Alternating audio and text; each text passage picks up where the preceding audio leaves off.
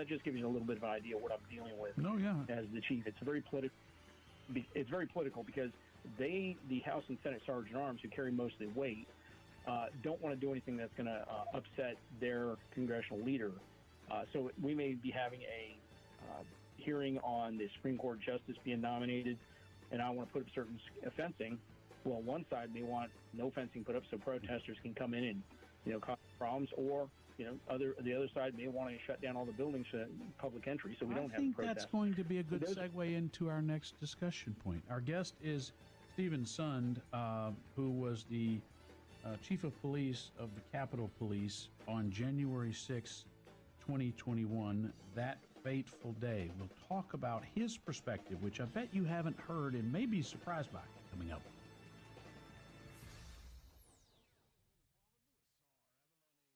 It's DraftKings season. Week 1, play free, stack $1 million.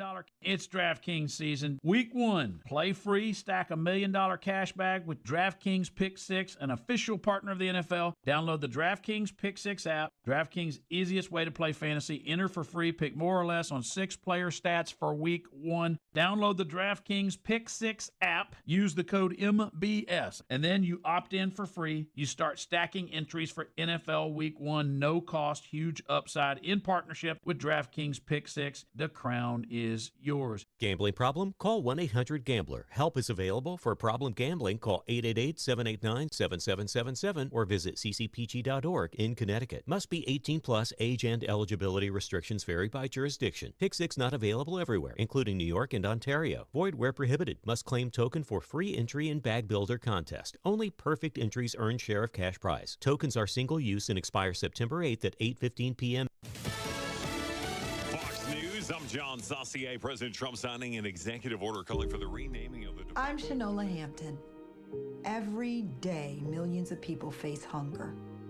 Today, I will share with you some of their experiences. I'm stuck between paying for medications or paying for food. John from Maine. After paying my bills, I can buy groceries. It's sad to say, food comes last. Alice from Oregon. I thought pantries were for less fortunate people, but anybody could be less fortunate in a day or even a second. Claire from Virginia. The Feeding America network of food banks helps provide over 6 billion meals to people in need each year. No one should have to worry where their next meal will come from. Together, we can end hunger. Learn more at feedingamerica.org.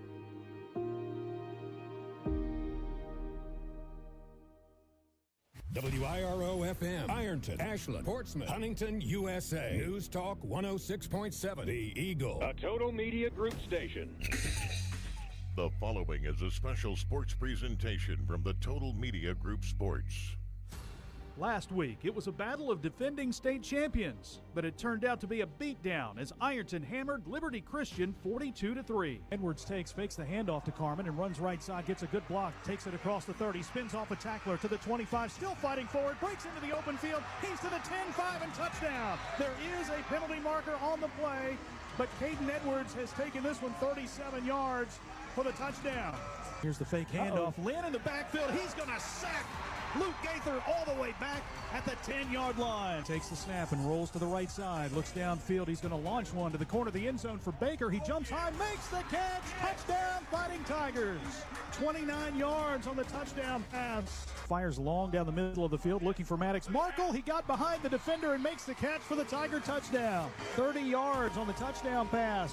Through 2 games, the Tiger offense has put up 105 points, while the Death Row defense has given up a total of 97 yards and 3 points. This week, a new challenge for Ironton as it travels to the Queen City to face McNicholas. The Rockets are 1-1 this season, and they're looking to get back in the win column after last week's loss at Wheelersburg. McNicholas head coach Mike Orlando said his team is still learning its identity and that tonight will be a big challenge. There's no holes. There's no weak spots. Like you typically, even like there's something that you could probably take advantage of. There's something there where okay, if we do X, Y, and Z, we're gonna win that portion of the game. I'm just not seeing it with these guys. Despite the 1-1 record, the McNicholas defense has been solid. Ironton coach Trevin Pendleton said that side of the ball for the Rockets can cause teams fits. Very athletic, so they're able to, even on plays where you pop it, and you think that it's going to be a huge gain, it ends up just being a moderate game because they're able to recover with their athleticism. It's the first home game of the year for McNicholas, and they'll be fired up trying to score the upset. Ironton, McNicholas from Penn Station Stadium. It's coming up next on News Talk 106.7 WIRO. This is Ironton, and this is Fighting Tiger Football. News Talk 106.7 WIRO proudly brings you the defending Division V state champions, the Ironton Fighting Tigers. Coming up, the Buckeye Monument Company Countdown to Kickoff with coaches' comments, starting lineups, and more. Powered by Buckeye Monument Company on South 3rd Street. It's next on your new home of Ironton Sports. News Talk 106.7 WIRO. Get ready, Tiger fans. It's time to ride in style. Bruce's Custom Carts in Ironton builds fully customized road legal golf carts that are all about you. Your colors, your style, your pride. Bruce's carts are perfect for tailgates, parades, and rolling down to the tank for the big game. The turnaround is quick and the service is second to none. Stop by today at 101 Township Road 328. Bruce and the Roach family are proud supporters of the Ironton Fighting Tigers. Go, Big Eye! We are there for you, to care for you at the health plan. The health plan is still growing, giving you a large network of doctors, friendly and helpful customer service representatives, and competitive, flexible pricing plans that meet your needs. Log on to healthplan.org for more information. We are there for you, to care for you at the health plan. We are here for you. Since 1896, Liberty Bank has been a vital part of the community. As a community bank, they're committed to the people and businesses in the area. They're your friends and neighbors. They know you by name. Stop in and see what they have to offer. Great rates on mortgage loans, construction loans, and automotive loans. It's personal service with a smile, and they treat you like family. Liberty Bank in Ironton and Proctorville says, "Go Tigers." Member FDIC, Equal Housing Lender. Your college experience should be built just for you, supporting everything you value most. That's why Ohio University delivers the high-quality education we're known for right here on our southern campus. Whether you're a full-time student or working full-time, Ohio's affordable, flexible degrees are always in demand in our community and can take you anywhere. Earn a degree in your own backyard on your own terms and move your career and your community forever forward. Learn more at ohio.edu/southern. This is the Buckeye Monument Company Countdown to Kickoff.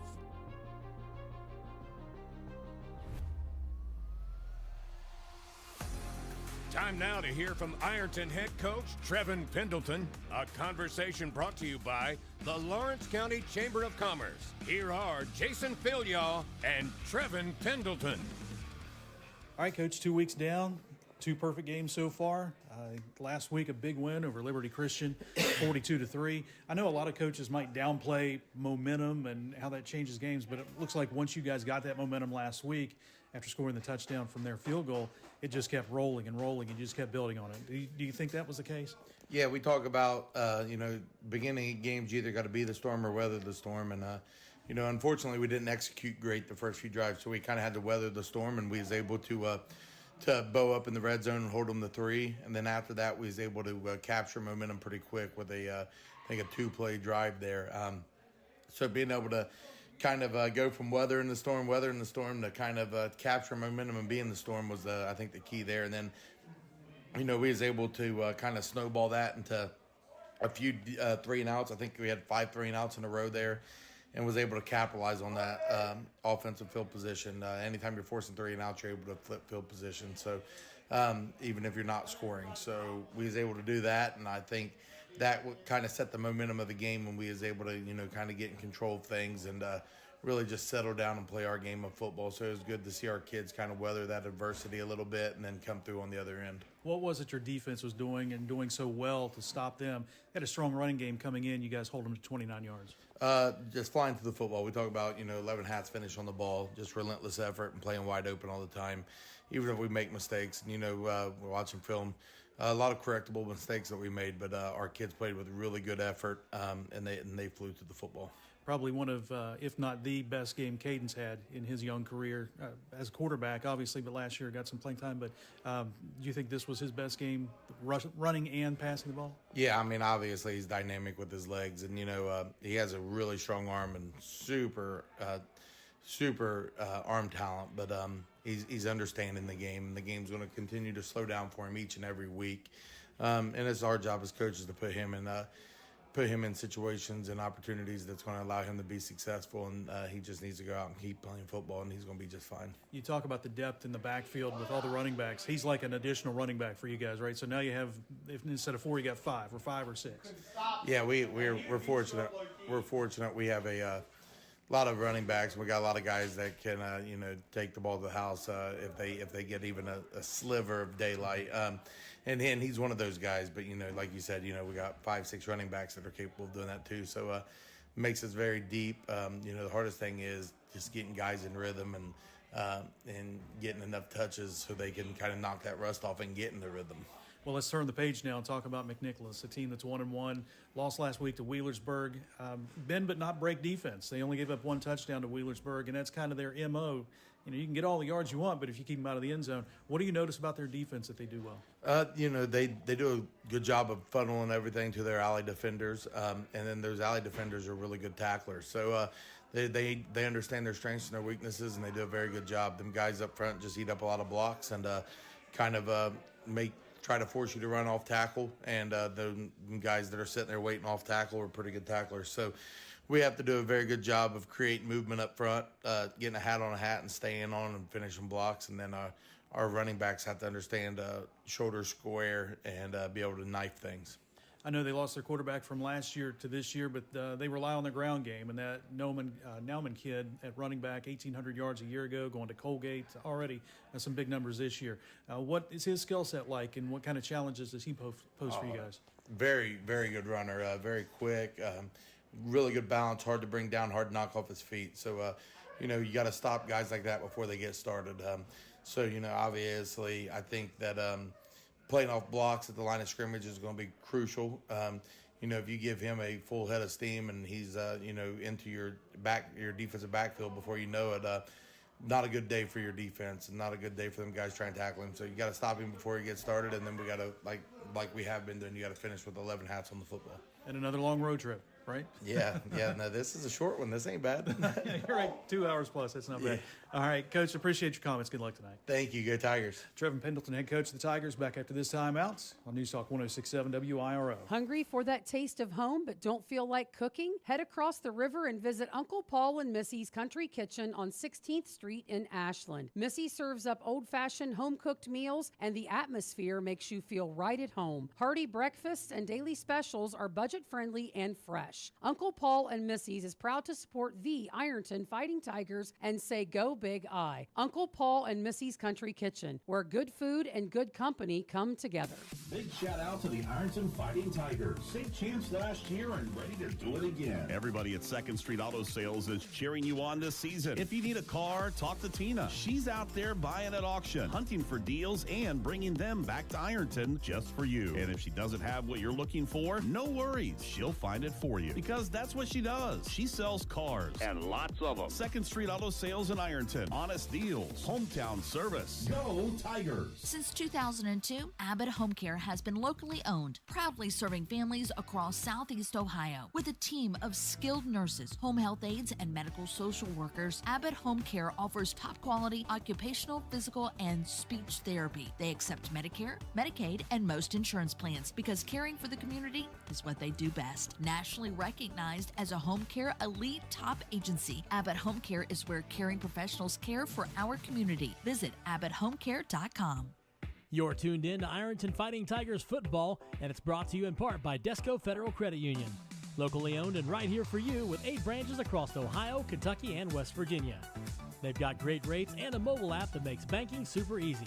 Plus, your money is insured up to $1 million. Check out descofcu.org or give them a call at 800-488-0746. Desco Federal Credit Union. Local, loyal, and all about you. Now, back to the Buckeye Monument Company countdown to kickoff.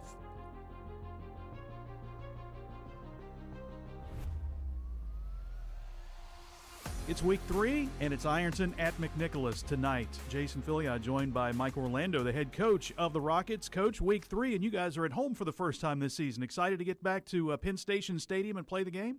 We are. It's one of those years where we're only going to have 4 home games, so we're going to take advantage and savor every bit of the ones that we have. So, yes, happy to be back at home. You guys have started the season 1-1. A tough loss last week to Wheelersburg, but you opened up with a win at Turpin. Kind of give me a summary of the first couple of weeks and how you've seen your team grown and where you think you guys have done well. Yeah, so we're coming off a pretty good year. We were 9-3 last year. End up losing our 3-year starter quarterback in week 9. So things kind of went sideways a little bit for us, and probably didn't finish the way that we wanted to. We felt like we had a team that was able to compete for our region, and we just didn't get it done. And so this year we're coming in, what was going to be our identity? We knew that we were graduating a really good quarterback, and that position had some question marks. So the first week against Turpin, who was a neighborhood rival, it was one of those weird games where we're up 20-0, and with about 4 minutes to go in the half, and then you look up and we're down 21-20 at half. It was a combination of a lot of things, a pick six in here, a turnover, and that sort of thing. So we end up in a battle with them, but end up pulling it off. And then last week though, it was just all credit to Wheelersburg. They're a good program, as you guys know, and they're well coached and play hard. And we just didn't play well. If you told me that your offense wasn't going to be able to score a point last week, I would have said you're crazy. But that's what happened. I was really proud of our defense. They kept us in the game, and they should make more plays than us. So still searching for our identity as collectively as a team, who we're going to be and how we're going to be, and this year. So, and obviously it doesn't get any easier this week with Ironton coming to town. Well, a lot of that identity centers around Caleb Nauman, who 1,800-yard rusher a year ago, already off to a pretty good start this season. He's a senior on the team. Has he embraced that role of being a senior leader this year? No, 100%. I mean, he's the type of kid that you love to coach and love to be around, and he's heading off to Colgate to play collegiately, and so from on the field standpoint, he's that guy for sure. And then off the field, he's the leader that we need. So yeah, he's definitely someone that we'll lean on, and we'll need him to be serve that role as he has been all the way. Honestly, he's been started since he's a sophomore, and even last year he was took some leadership roles. So we'll definitely lean on him this year. Coach, defensively, you kind of talked about the way your defense played against Wheelersburg, an outstanding game. Kind of a bend but don't break. Wheelersburg did have a lot of yards, but only 1 touchdown in the whole game. Yeah. How about your defense? How are you pleased with the way they played this year? Yeah, super proud of them. They because that was a question mark too. I mean, we last year our defense was pretty stout. We averaged only giving up about 8 points a game last year. So we graduated a handful of guys that we're the core of that group, and so question marks like it is every year, to be honest. You have question marks coming in, but really proud of how they responded. Gave up 3 scores on the first week, and then just the 10 points last week. So and you're right about the bend don't break. We are that that is definitely our motto, definitely our mantra, because we have to be. We think that at the end of the day, it's high school football, and if you tell teams that hey, you're gonna have to go on 12 or 15 play drives, the chances of them executing is kind of moves to our favor as the drive moves on. So we're definitely a work in progress, but happy to where we're at, and with all the weapons that Ironton has, it will definitely be a test tonight. Yeah, a new opponent on the schedule for you in Ironton. Haven't played since the 80s. Neither one of us were around at these schools at that point. But you pop in the tape on Ironton. What jumps out at you? There's no holes. There's no weak spots. Like you typically, even like teams that we play a good schedule, right? We play good teams, and there's something that you could probably take advantage of. There's something there where okay, if we do X, Y, and Z, we're gonna win that portion of the game, and I'm just not seeing it with these guys. Obviously a defending state champion. I got to talk with Coach Pendleton. He told me that they're in a bit of a rebuild early in the offseason. And, if this is a rebuild, then, man, I'm doing something wrong because these guys are really, really good. And, again, it's just consistently across the board. All phases of the game, all positions are really solid at the worst, right? It's a good bunch. So I would be surprised if they're not competing for another state title in Division V. Is there anything that you see from them defensively that stands out? They're very sudden. They remind me a lot of teams that we play, like Kettering Alter and Baden, where it's just sudden, right? There is, they use their hands really well, particularly up front. So you just got to be ready. And like we know that, right? We're treating this as as another GCL game because they would fit perfectly in our league in terms of how hard they play and the toughness that they show and all that stuff. So it's not too foreign, but we better be ready because they are a downhill bunch and they get rallies to the football and all the things that good defenses and good teams do. They do it. Well, we're looking forward to it. A good game. First time since '84, Ironton and McNicholas tonight at Penn Station Stadium. Mike Orlando, head coach of the McNicholas Rockets. Coach, we appreciate your time. Best of luck against the Tigers and for the remainder of the season. Really appreciate the time. Thanks so much. All right, back after this timeout with more on News Talk 106.7 WIRO.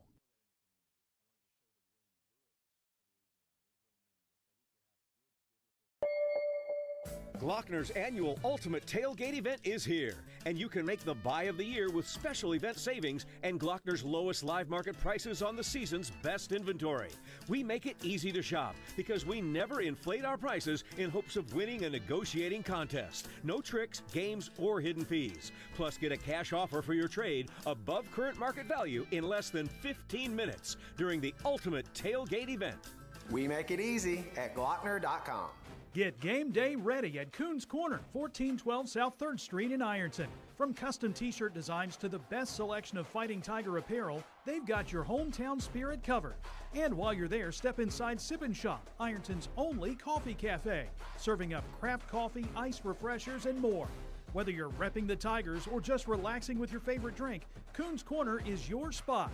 Kevin, Amy, and the crew at Koon's Corner say, go Big I. Since 1871, O'Keefe Baker Funeral Home has been a steady presence in the Ironton community. Family owned by John Baker and his family since 1962, they've provided compassionate care and trusted service for generations. Located at 1108 South 6th Street, O'Keefe Baker is proud to support Ironton Fighting Tiger sports and the young men and women who represent our town with pride. O'Keefe Baker Funeral Home, honoring traditions, supporting our community, and cheering on the Tigers every step of the way. Looking for a bank that truly cares about our community? Look no further. Community First is more than a statement at Ohio Valley Bank.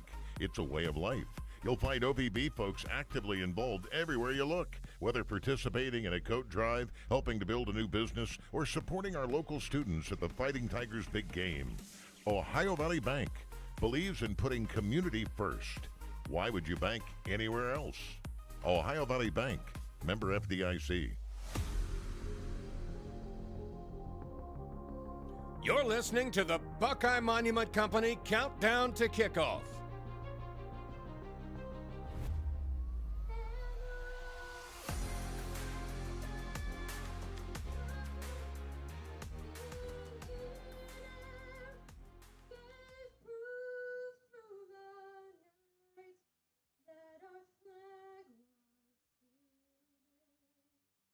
Oh, say does that star-spangled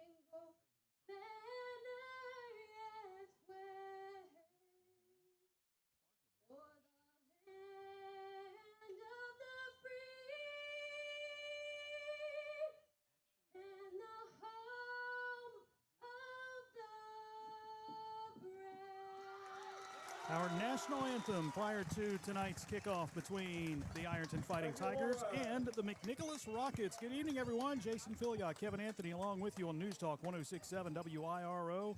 The Eagle, thank you for tuning in and listening. If you're listening on the radio, if you're listening on the app, if you are listening online at WIROradio.com or on the Kool TV YouTube stream, we appreciate you tuning in tonight on a beautiful evening here in the Queen City of Cincinnati. The Fighting Tigers 2-0, coming off a beatdown over the two-time defending state champion in Virginia, Liberty Christian, 42-3. McNicholas lost last week to Wheelersburg, 10-7. But the big story now, Kevin, we talked with Coach Pendleton, we talked with Coach Orlando. The big story is their main running back, Caleb Nauman, is out. We saw him on a scooter. He has his right foot wrapped up in a cast, and he is out today. And he's a guy that's going to Colgate to play football, 1,800 yards last year. Already this year, 227 yards in a couple of games, but he will not play tonight. Yeah, and again, that's a shame for them. A guy that, like you said, 1,800 yards last year, a big part of this team. And, you know, the coach talked about it in the pregame. Still searching for our identity. Well, part of that just exited stage left. Yeah. I'm done for the season. So, again, he's got to look into that program, into that backfield, as they say, next man up. So, again, a tough challenge. But, again, you expect a school like this and or a school like Ironton to let the next man step up, and let's go. Yep. Well, we'll see who does step up. They've got several guys that are going to be in there. Emmett Froman is a fullback. Joseph Royce, he'll be in there as a tailback. In the 2-deep, he was number 2. They'll rely on Stephen Meltebrink, and that's a thing last year. They lost a great quarterback, and now Stephen Meltebrink, the senior, steps in. He has thrown for 248 yards, 1 touchdown, 2 interceptions this year, completed only 51% of his passes on the season. We're going to step aside one more time. We'll come back, and we will kick it off here from what they call Paradise. It's Penn Station Stadium, coming up from McNicholas High School, Ironton, and McNicholas next on News Talk 106.7 WIRO, The Eagle. This has been the Buckeye Monument Company Countdown to Kickoff, powered by Buckeye Monument Company on South 3rd Street. Kickoff is just minutes away on your home for Ironton sports. News Talk 106.7 WIRO. This football season, there's no better place to fuel up before the game or celebrate a Fighting Tiger win than Patties and Pints in downtown Ironton.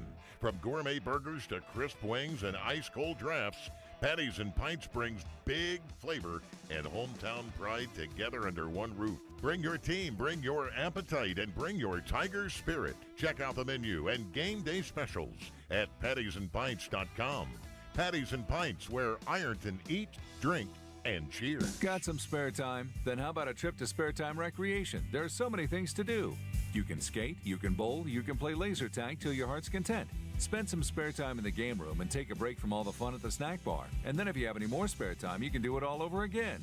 Check about booking Spare Time Recreation for a party. Just call 740-533-1222. That's 740-533-1222. And spend some spare time at Spare Time Recreation Center, 1216 South 3rd Street, Ironton. Get ready, Tiger fans. It's time to ride in style. Bruce's Custom Carts in Ironton builds fully customized road-legal golf carts that are all about you. Your colors, your style, your pride. Bruce's carts are perfect for tailgates, parades, and rolling down to the tank for the big game.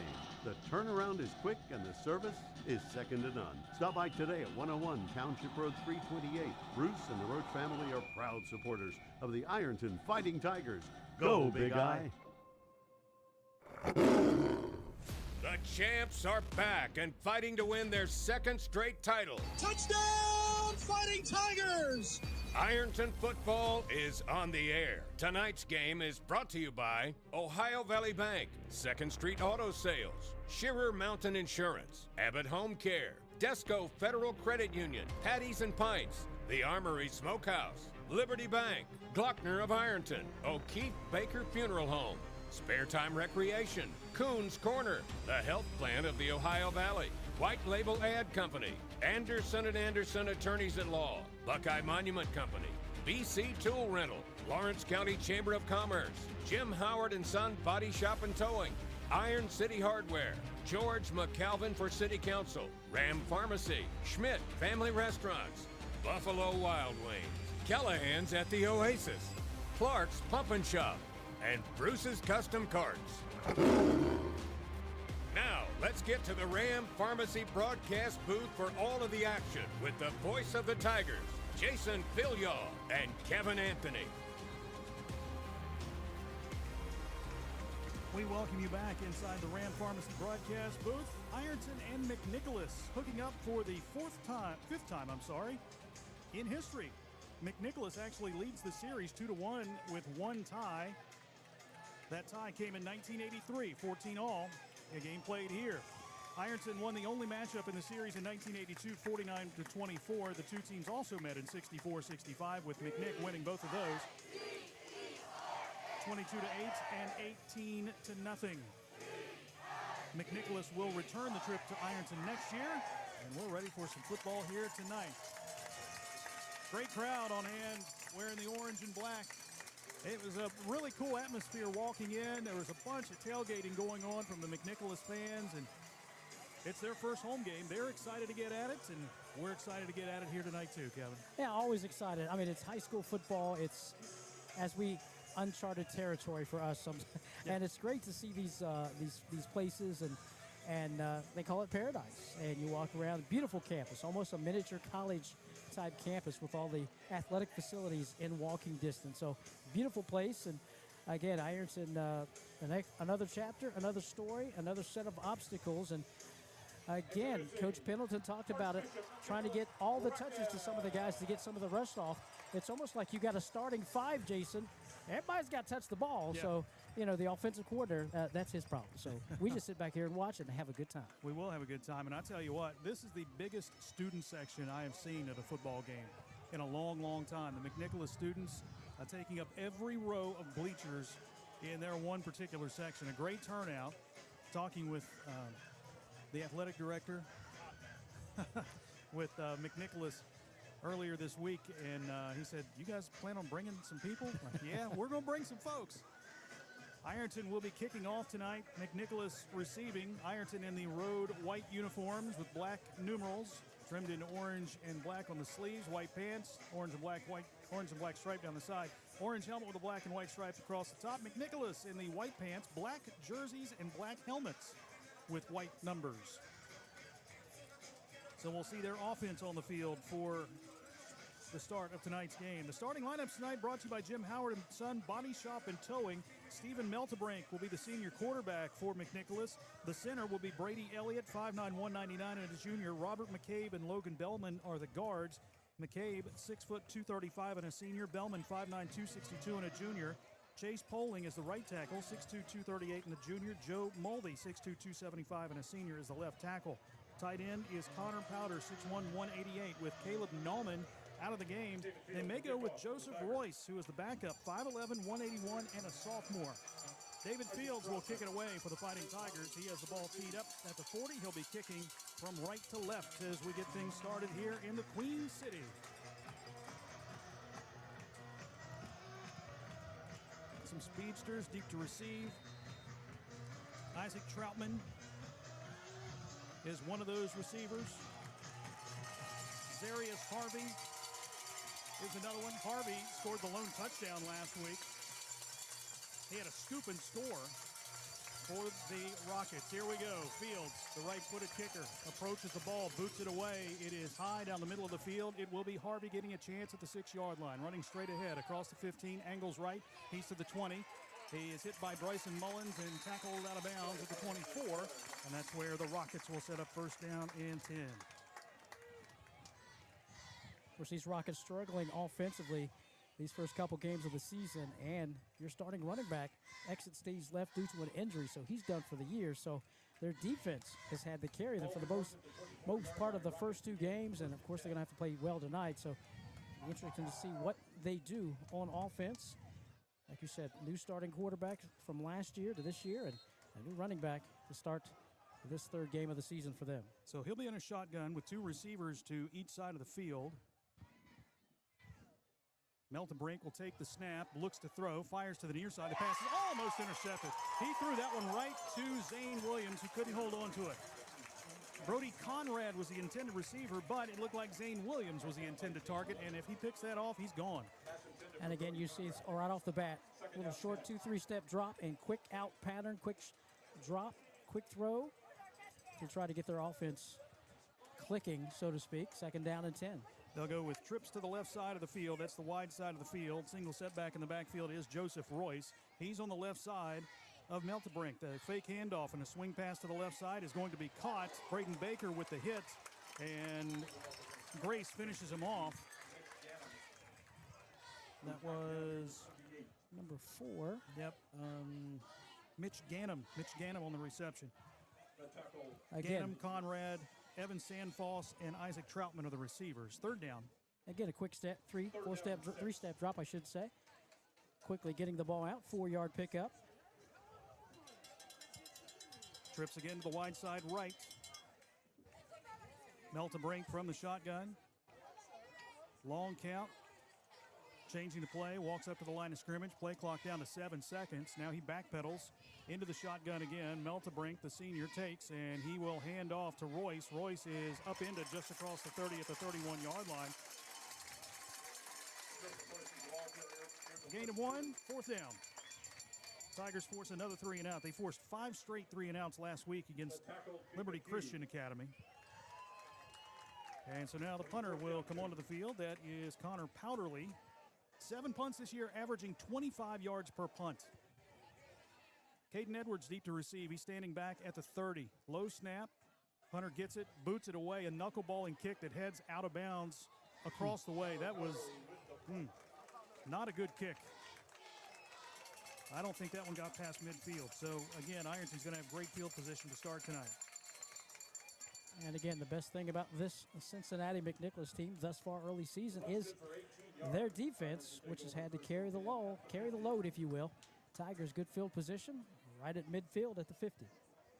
Right on the stripe, and Ironton gets to the line of scrimmage from the sideline. Zane Williams, the tailback. Pistol set behind Caden Edwards. 2 receivers right, 1 left. Edwards from the shotgun takes the snap, fakes the handoff, drops deep, looks to throw, now rolls to the left side. Pump fake, he cuts upfield across the 45, hit and tackled forward to the 44-yard line. 6-yard pickup for Caden Edwards. The starting lineup for Ironton in just a moment. Tigers are in the hurry-up offense right to the line. You got Baker wide left, Maddox Markle, and Bryson Mullins to the right side. Edwards will take. He hands off to Zane Williams. Stutter step at the line. Fights forward. Keeps the legs churning. Gets down near the 41-yard line. He's going to be about a yard shy of the 1st down. Zane Williams is the ball carrier. And it will be 3rd down and short for the Fighting Tigers.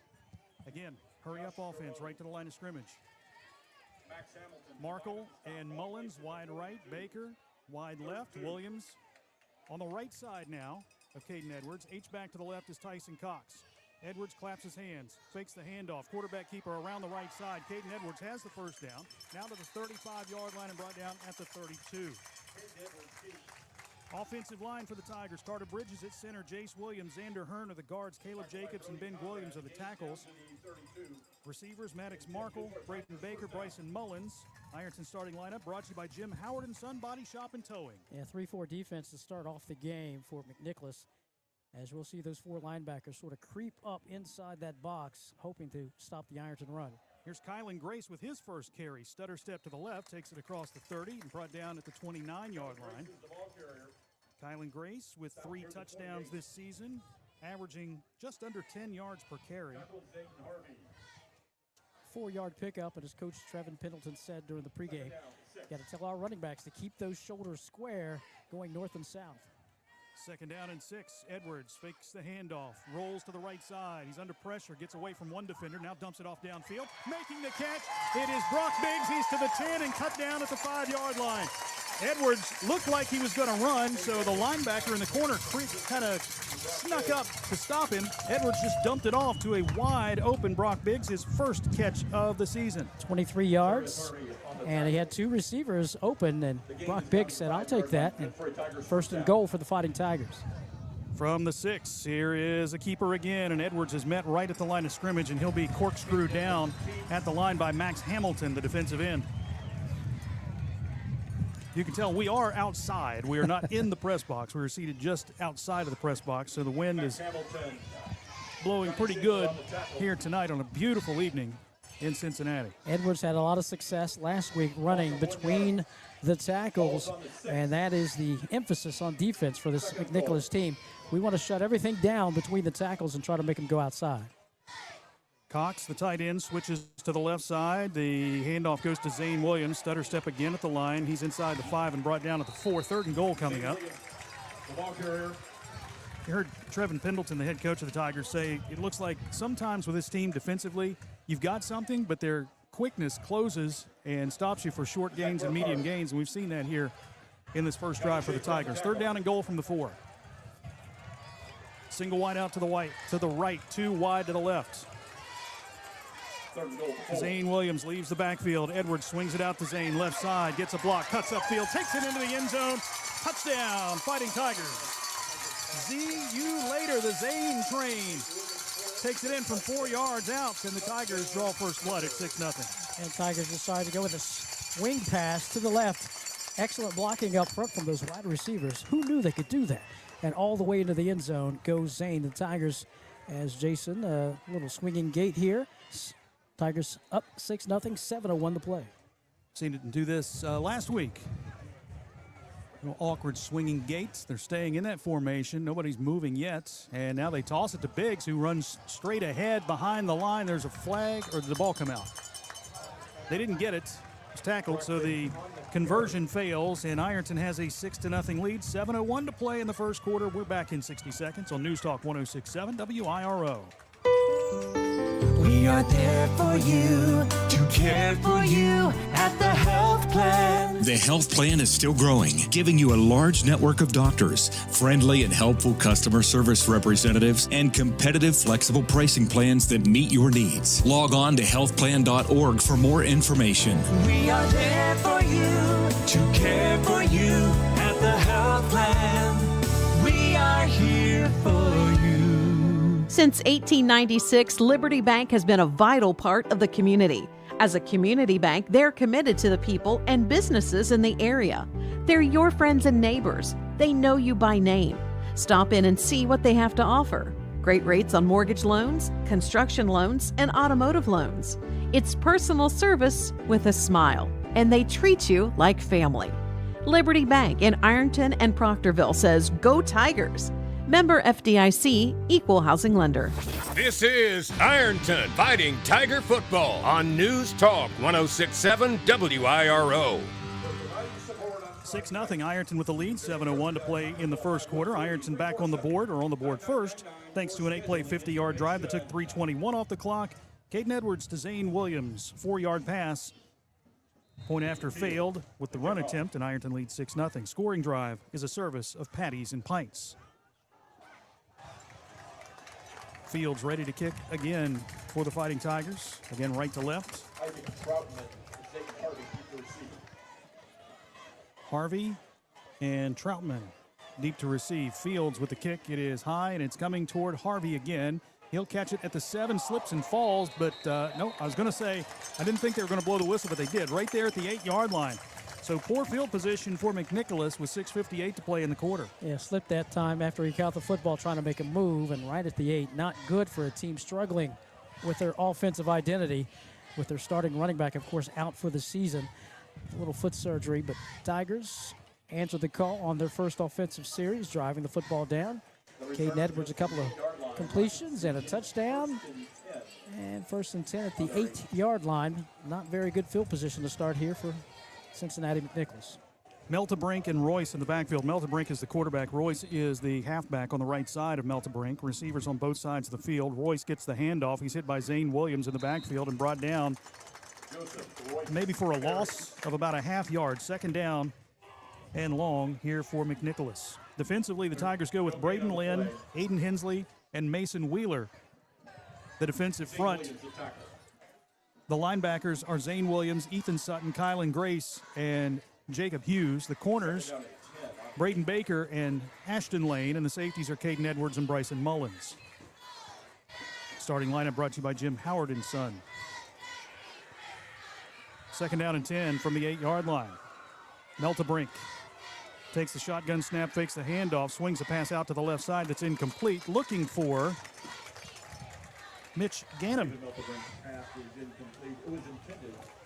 3rd down and 10 now for the Rockets. A little bit too much mustard on that, a little hard, but thrown away from the offensive player, the receiver. Got his left hand on it, but unable to haul it in. 3rd down and 10.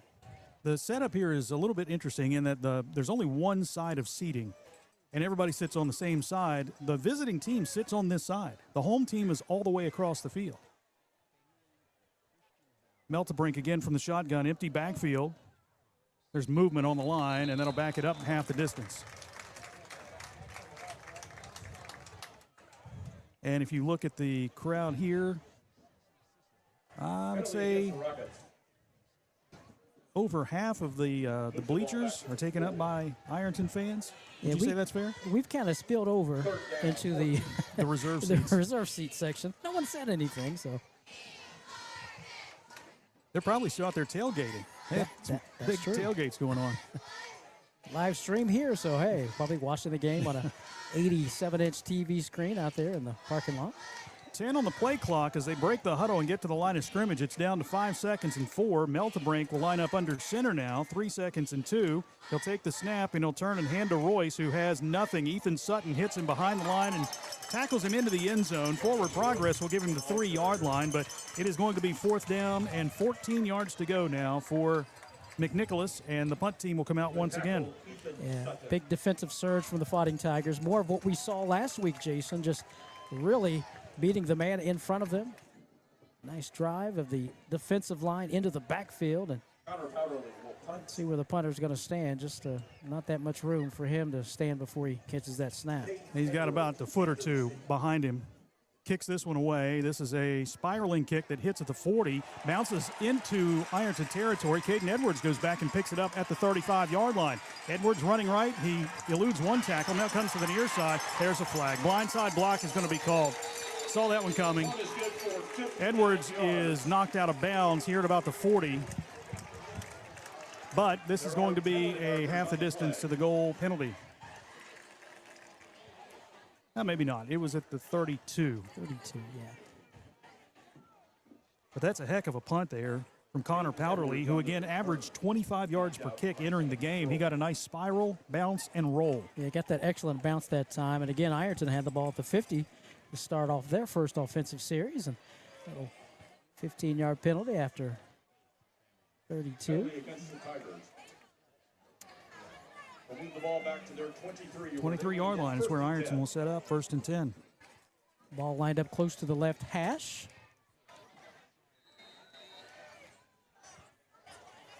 Tyler Carmen now the halfback. He'll be on the right side of Caden Edwards. Maddox Markle goes in motion. Edwards fumbles the snap, now picks it up, and he is swarmed back at the 20-yard line.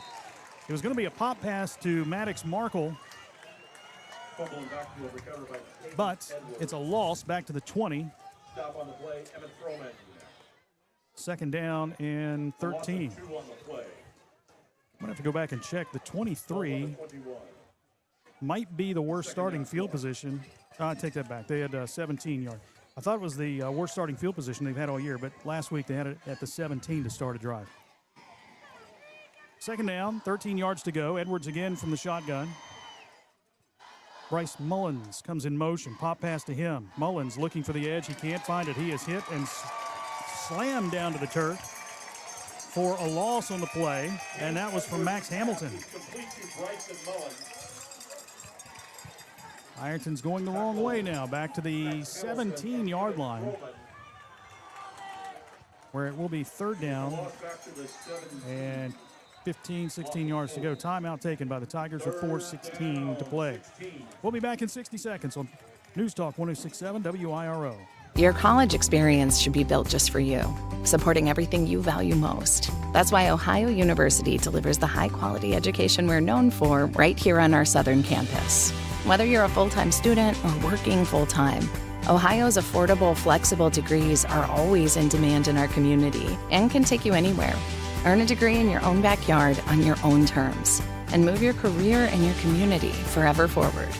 Learn more at ohio.edu/southern. Hungry for that taste of home but don't feel like cooking? Head across the river and visit Uncle Paul and Missy's Country Kitchen on 16th Street in Ashland. Missy serves up old-fashioned home-cooked meals, and the atmosphere makes you feel right at home. Hearty breakfasts and daily specials are budget-friendly and fresh. Uncle Paul and Missy's is proud to support the Ironton Fighting Tigers and say go big I. Uncle Paul and Missy's Country Kitchen, where good food and good company come together. This is Ironton Fighting Tiger Football on News Talk 106.7 WIRO. 3rd down and 16 for the Fighting Tigers. Empty backfield. Caden Edwards takes. McNicholas coming with the blitz. Edwards rolling to the right, being chased. Here's a flag on the play. Edwards out across the 30, out to the 35. He's got a first down, but there is a flag in the backfield, and normally that is a hold. Yeah, offensive lineman, a little bit too much. Oh, did he point the wrong way? He pointed defense. Yeah. There was a penalty on the play. Yeah, he did point toward McNicholas, yeah. but Ironton's walking back this way. There, he changed it. Yeah. Holding against the Fighting Tigers. Flag thrown at the 16-yard line. So go back to the 8s.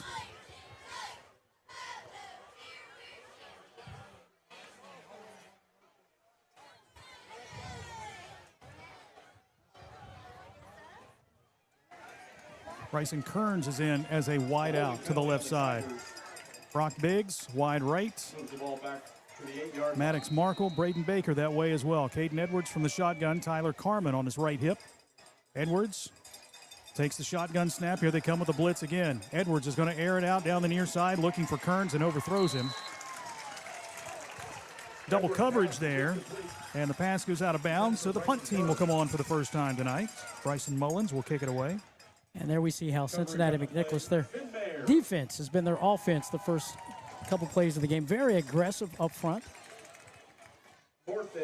Getting into the Tigers' offensive backfield, making some great plays and shutting down some plays offensively for Ironton. So Ironton will have to punt from their own end zone. Isaac Troutman deep to receive. Standing at midfield.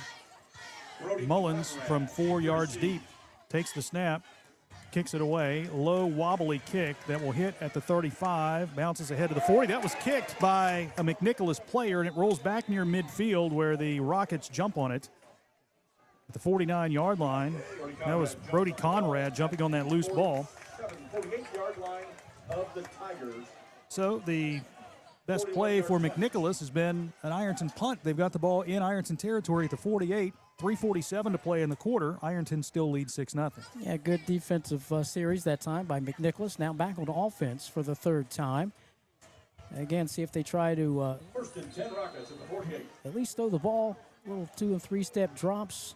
Hoping that Ironton backs off and plays little zone. Get those little 4-yard completions. Meltebrink with a handoff to Royce. He's hit in the backfield, and he's going nowhere. Zane Williams, Brock Biggs, Aiden Hensley, and Mason Wheeler bring him down for a 1-yard loss.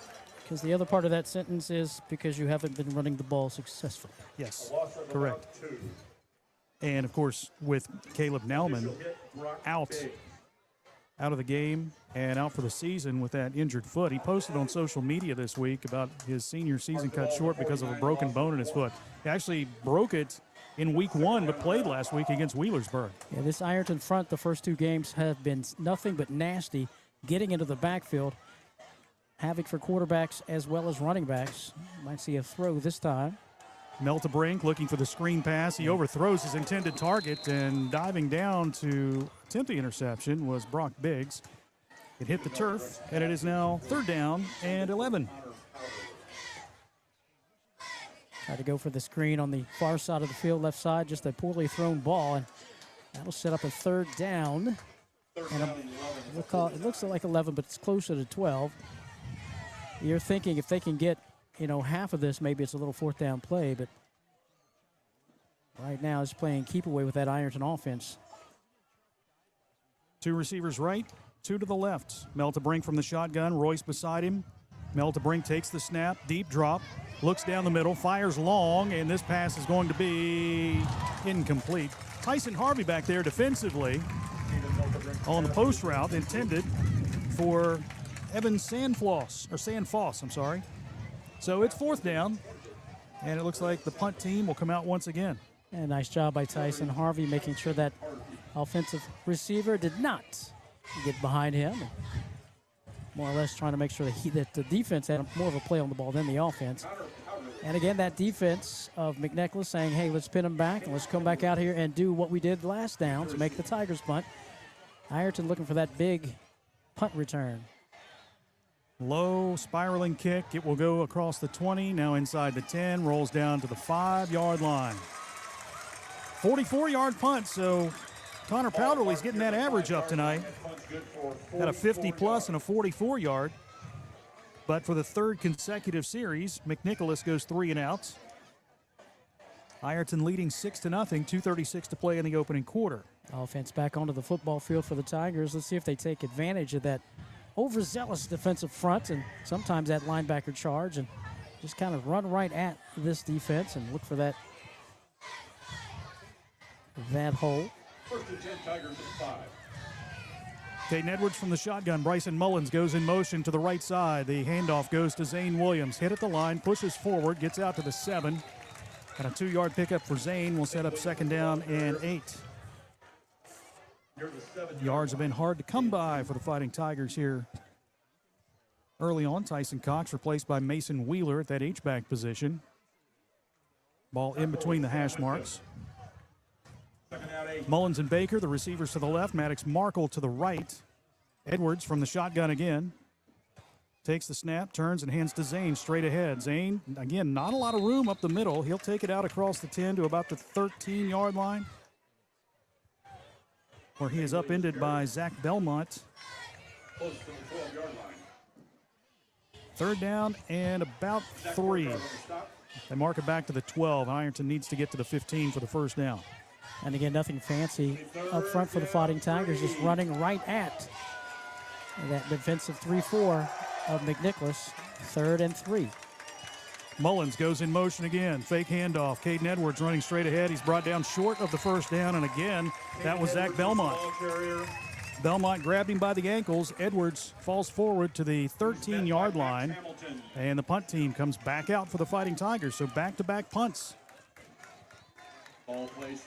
And again, sorry, Jason, nothing new. I mean, this is what Wheelersburg had to put up with this defensive team who did a nice job slowing down their offense, for that matter of fact. And Ironton punting for the 2nd time tonight. Conrad and Troutman deep to receive. They're standing around midfield. Bryson Mullins takes the snap. He's going to run to the right side. He's going to run for the 1st down. He's out across the 15. Did he get it? It's close to the stick. He's right at the 15-yard line. And I think they signaled 1st down. Yep. Mullins takes the snap and takes off running. I thought he was going to do a rugby kick there for a second. I was like, is he going to rugby? Nope. He thought he could get it, and he did. The drive continues on the fake punt by the Fighting Tigers. Football at the 15-yard line. 48 seconds to play in the quarter. 3 receivers left. Biggs, Mullins, and Baker. Maddox Markle wide right. Edwards from the shotgun takes the snap, rolls the pocket to the near side. He's going to run with it. Out across the 15 to the 20. Switches hands with the football, gets out to the 23-yard line and is shoved out of bounds close to the 25. That'll stop the clock with 39 seconds to play. Knocked out by Finn Mayer. Edwards gets close to 10. Looks like about 9.5. First real time we've seen the Fighting Tigers just try to run outside the tackle, and that time gets a nice 9-yard gain on 1st down. 6-0 Ironton, 39 seconds to play here in the 1st quarter.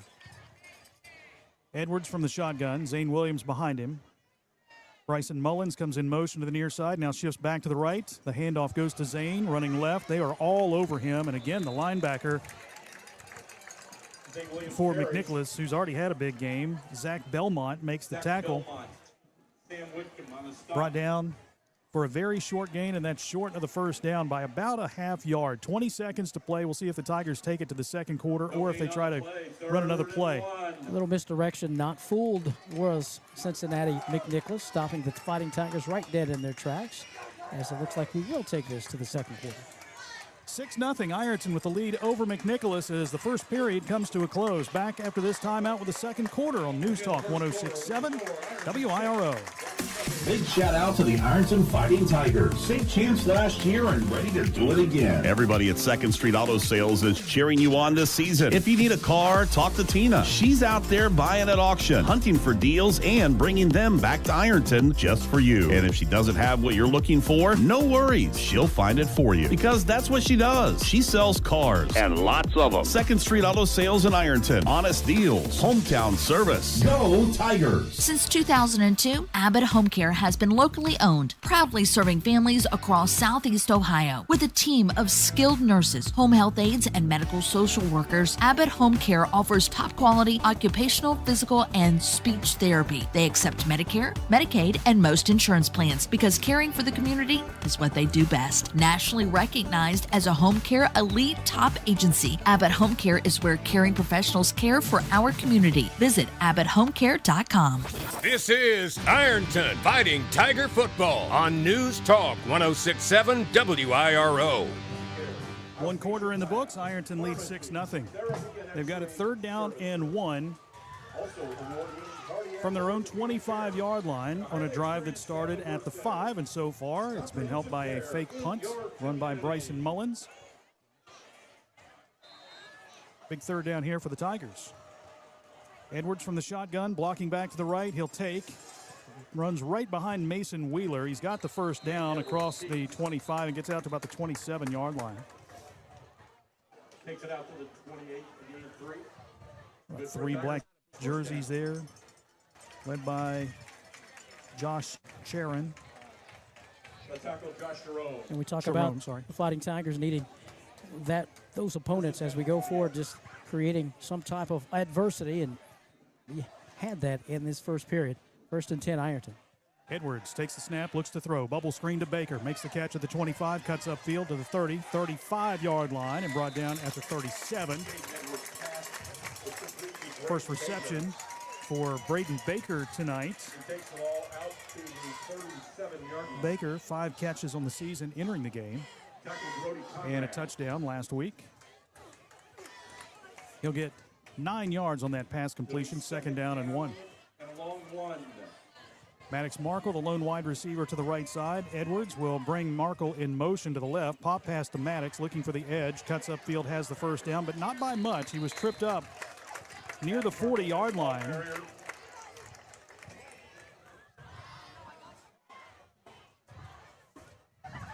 He was brought down by Zayden Harvey. But that will move the sticks. A first down by the Fighting Tigers, brought to you by Anderson and Anderson, attorneys at law. First downs all season long, brought to you by Anderson and Anderson. 1st and 10 from the 39. Edwards from the shotgun takes and hands off to Zane Williams. Zane, not much again. Boy, I'm impressed with the defensive front and the speed from McNicholas as Zane was brought down by Johnny Schaefer. They were able to stop Zane after a short gain of 2, 2nd down and 8. And again, the stingy defense of Nicholas. Tigers still pounding at that brick wall, hopefully, to get it to break. Edwards with a pass in the flat to Tyson Cox. He makes the catch and is cut down immediately. I was going to say that better not be number 5. It was. He is everywhere, Jason. Zach everywhere. Burkhart. Yep. Zach Burkhart on the tackle. Zach Burkhart. Short gain to the 43, where it's 3rd down and about 7 for the Tigers. 3rd down. Tyler Carmen in the backfield on the right side of Caden Edwards. Bryson Mullins goes in motion to the left, now comes back to the right. A couple of misdirection handoffs. Edwards rolling left. He breaks a tackle on the backfield, flag on the play. Edwards gets out across the 45 and brought down at the 46, short of the first down. There is a marker down again. It will go against the Tigers. So does McNicholas take the penalty? If you do, you're backing it up to about the 30-yard line because it looks like it's a hold against the Fighting Tigers. Flag thrown just across the 40, so I think they're still thinking about it. Talking with Mike Orlando, the head coach of McNicholas. 2nd winningest coach at McNicholas. He was the Paul Brown Award winner from the Cincinnati Bengals a few years ago.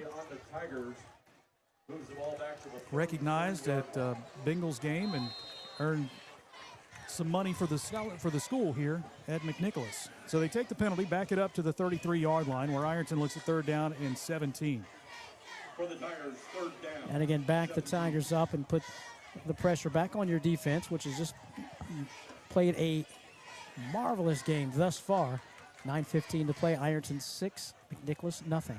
Edwards dropping back, pocket collapses. He rolls out to the left side, looks downfield, sets up, launches toward the sideline into double coverage, and did he make the catch? Nope, incomplete, out of bounds on a pass intended for Maddox Markle. Went high, but couldn't hold on to it. Incomplete, 4th down. Yeah, he put the ball only where Maddox could have an opportunity to come down with the ball, and defense did a nice job to kind of knock it away. Ironton punting unit back on the football field. 4th and 17. Unusual territory here for the Tigers. Back-to-back punts. Conrad and Troutman deep to receive, standing at the 28. Mullins with the rugby-style kick. It's a short, wobbly kick that's going to go out of bounds on the near side, and that's going to be a very short kick. They're going to line this one up at the 46-yard line. The punt's good for... So McNicholas will set up in Ironton territory once again. 8:55 to play. First half, 6-0 Ironton. And again, a team that struggled offensively last week, continuing to struggle offensively this week. But again, defense is the name of the game, and they don't mind to go 3 and out and punt the ball and get the Tigers backed up inside their own 5. But right now, they've got the ball on offense. Meltebrink with a handoff to Royce. Big hole up the middle. He takes it out across the 35-30. He's to the 25 and brought down at the 24-yard line. More yards on that run than they've had in the entire first half.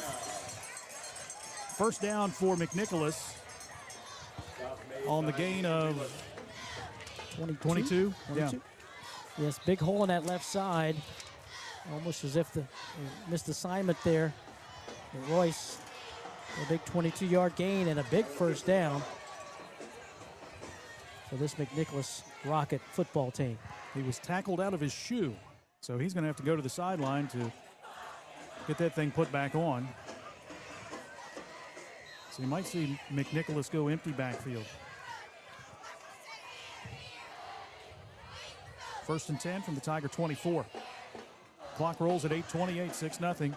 Ironton on top. I say Meltebrink is yet to run the football from his quarterback spot, but again, right now they're 1st and 10 at the 24-yard line of Ironton. 3 on the play clock, and they have to take a timeout.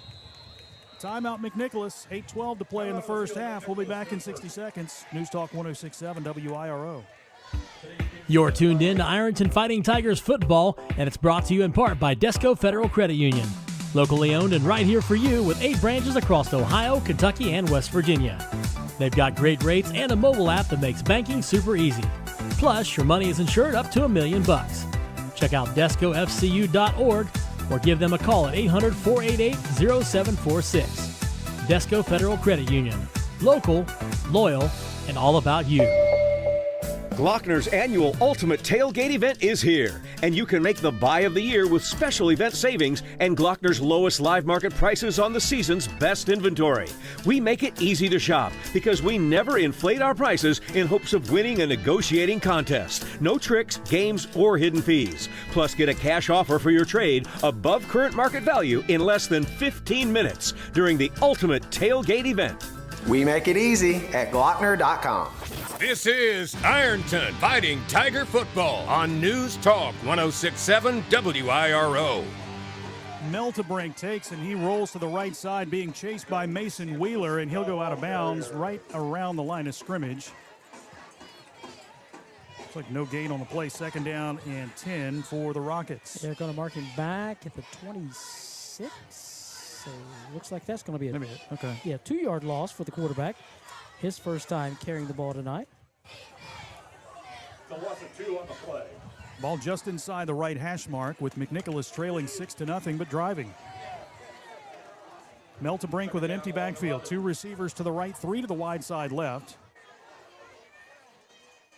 Meltebrink will take quarterback draw up the middle. He's got some room across the 15, down near the 10-yard line, brought down at the 12. Brock Biggs on the stop for the Tigers. That was the play call. Just spread everybody out and get some open running room up the middle, and that will be a first down for the Rockets. Yeah, the quarterback using his athleticism. He stands about 6 foot, 200 pounds, and as Jason said, spread the field. Nothing but green up the middle. He takes advantage of that 1st and 10 at the 12, so McNicholas can get a first down if they do not score first. Mason Wheeler out, Braden Lynn in on the defensive line for the Tigers. All spotted at the 13-yard line. Single wide receiver to the right. H back to the left. Meltebrink will take, fakes the handoff, rolls out to the right side, being chased by Silas Edwards. He's going to run right out of bounds. Zane Williams chased him out of bounds at around the 13-yard line. So it'll be about, maybe a foot on that run. Yeah, get him a nice spot at the 11, so close enough to that foot. Well, he did get a generous spot. They got about 2 on that. It's second down. 2nd and 8. So the offensive weapon thus far has been the quarterback, Meltebrink, and before that, Royce with a big 22-yard run. 2nd down and 8 for McNicholas. Trips left, single wide out to the right. Meltebrink will take, and he fakes the handoff. Ironton comes with a blitz. Meltebrink running left side. He'll dive down to the 5-yard line where he'll be shy of the first down. 3 white jerseys around him, bringing him down. 3rd down. Tigers in the backfield, but it was a fake to the running back, and the quarterback decided to keep himself. He's at the 5. 3rd and 2 at the 5-yard line. So again, an offensive identity has creeped up here in this particular drive, and that comes in the form of the quarterback, Stephen Meltebrink, who has a couple of big runs here to keep this drive going, and right now it's 3rd and 2. He'll line up under center now with an I formation. Royce dotting the I in the backfield. Harvey goes in motion. The handoff goes to Royce. He has the first down and more, spinning inside the 2 to the 1, backing his way into the end zone for the touchdown. 5-yard touchdown run for Joseph Royce. And we are tied at 6. Coming at the 6:18 mark. Nothing fancy, just mano-a-mano up front. He got hit at the line of scrimmage and continued to turn, squeeze, and back his way into the end zone. Let's see if they go for 1 or 2. Looks like the kicker is out there. Right now we're tied at 6. Connor Powderly, check that, he's a punter. Andrew Corcoran on to attempt the extra point. He's 3 for 5 on PATs this year. 6:18 to play, tie game.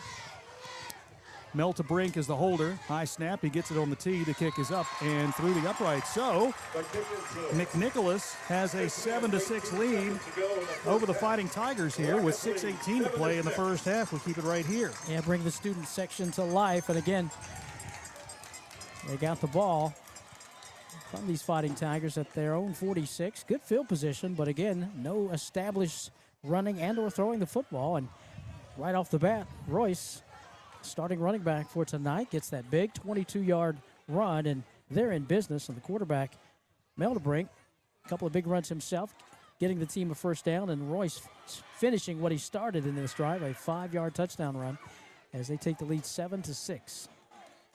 6 plays, 46 yards, 2:37 off the clock. Joseph Royce, the 5-yard touchdown run in the PAT. And again, the defense just stingy enough and bothersome enough to the offense of the Fighting Tigers, giving their offense a chance to, hey, we got to do something. We got to find something, because the defense, we don't think, can hold these Tigers for 4 straight quarters. So anyway, the Tigers back to receive the kickoff.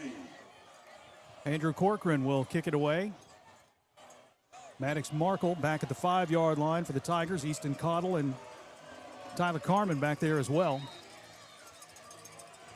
Corcoran approaches the football, kicks it away high and deep to the near side. Markle fields it at the 3.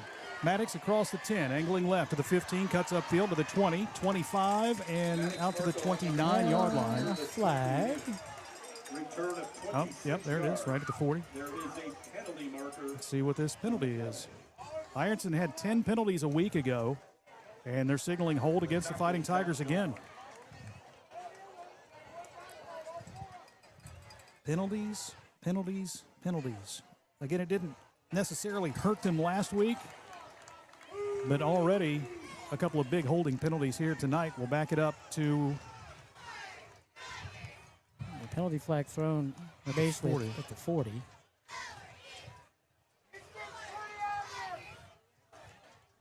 And they're going to back it up from where Markle was tackled, so they're backing it all the way up to the 18-yard line. Penalty against the Tigers moves the ball back to the 18.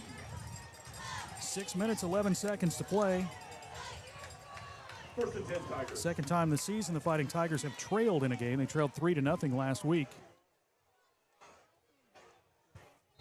to Liberty Christian, but scored 2 plays later. Caden Edwards lining up under center with an I formation behind him. He'll turn and hand off to Zane Williams, hit in the backfield and stop for a loss. Zane Williams is the ball carrier.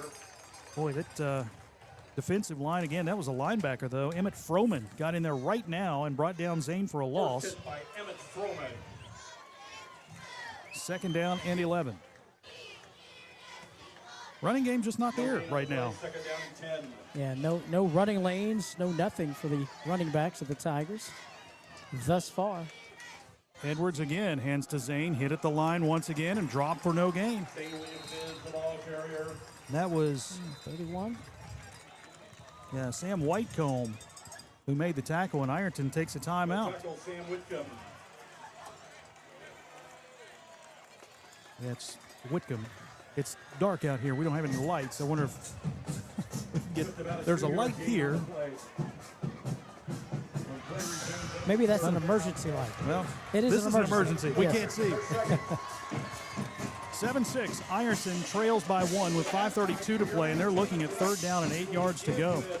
Hey, just a reminder, tomorrow, Ironton soccer will be in action. Ironton girls playing Rock Hill tomorrow at 2 o'clock, and we will have that game for you on our Kool TV stream. Kool TV streaming tomorrow, Ironton girls soccer at 2 o'clock against Rock Hill. They got a big win last night, 7-2 over Chesapeake. Mercy Health Anderson's Hospital's integrated network of primary care and specialty. Well, this is a big play for the Fighting Tigers. They have had nothing really offensively since the first drive of the game.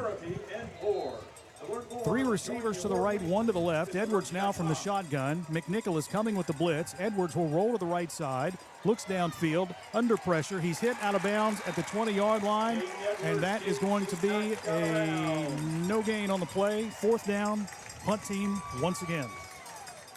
Rolled out to the right side, looking for someone to throw to, and never materialized, and he ran out of room, and the tackle made right there. So the punting unit back on for the Fighting Tigers.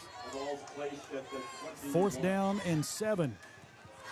And McNicholas already offensively, their last drive, looking like a completely, totally different team than they've seen weeks before. Mullins at the 10. The snap, 1 hops back to him. This is a low line drive kick that hits at the 45, takes an Ironton roll inside McNicholas territory and goes out of bounds at the 41. So that's where the Rockets will set up 1st down and 10, leading 7-6, 4:43 to play in the first half. 1st and 10 at their 41-yard line. Ironton's defense forcing Cincinnati McNicholas to punt on their first 3 possessions.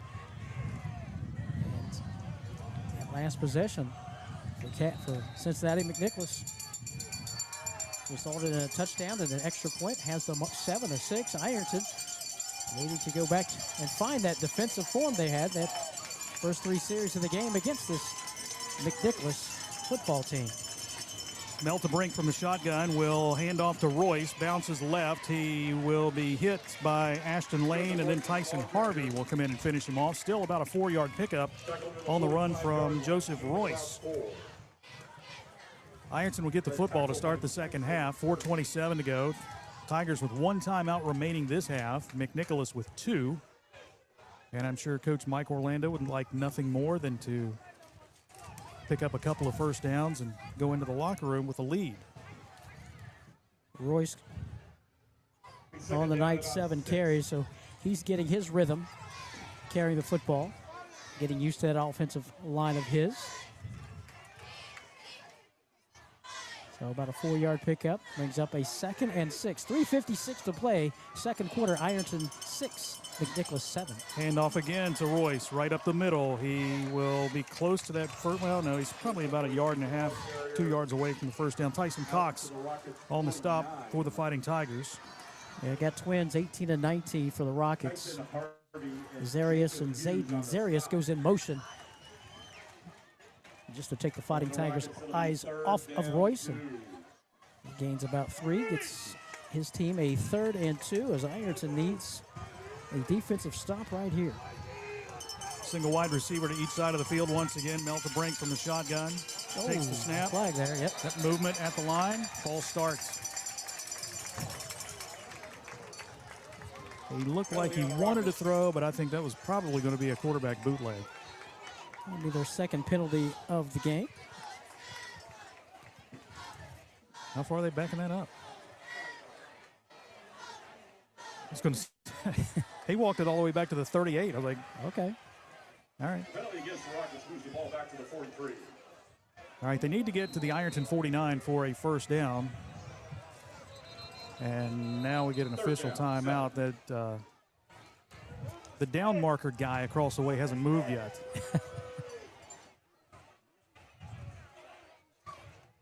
You got to go from the 48 to the 43.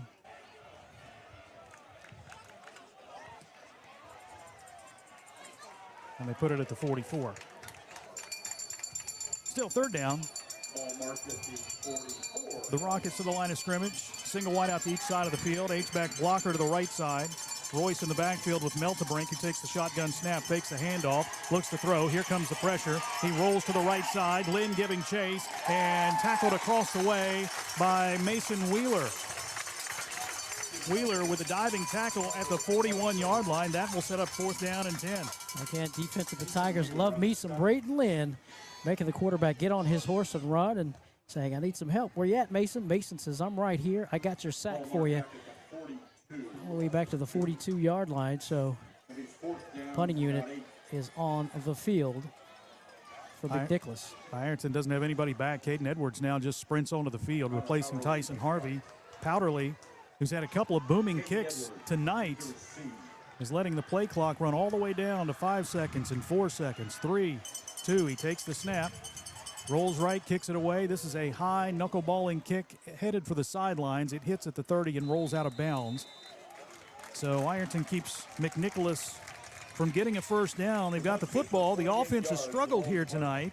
Ironton averaging over 50 points a game, but so far just 6 here tonight. 2:07 to play in the first half. Defense seemed to have gotten their mojo back on that defensive series against McNicholas, and right now we need to find some mojo for this offense, as the big play has not been seen here in this first half for the Fighting Tigers, as McNicholas' defense has been nasty and stingy, and pick any other adjective you wish. 1st and 10, Ironton. Edwards from the shotgun. Williams leaves the backfield. Edwards with a quarterback keeper right side. Nothing there. He gets to the 31, and that's it. Again, they're so quick there on the defensive line and causing Ironton fits. 1-yard pickup, 2nd down and 9. Brock Biggs in at the tight end position for Tyson Cox. 1:48. Again, Ironton with just 1 timeout remaining.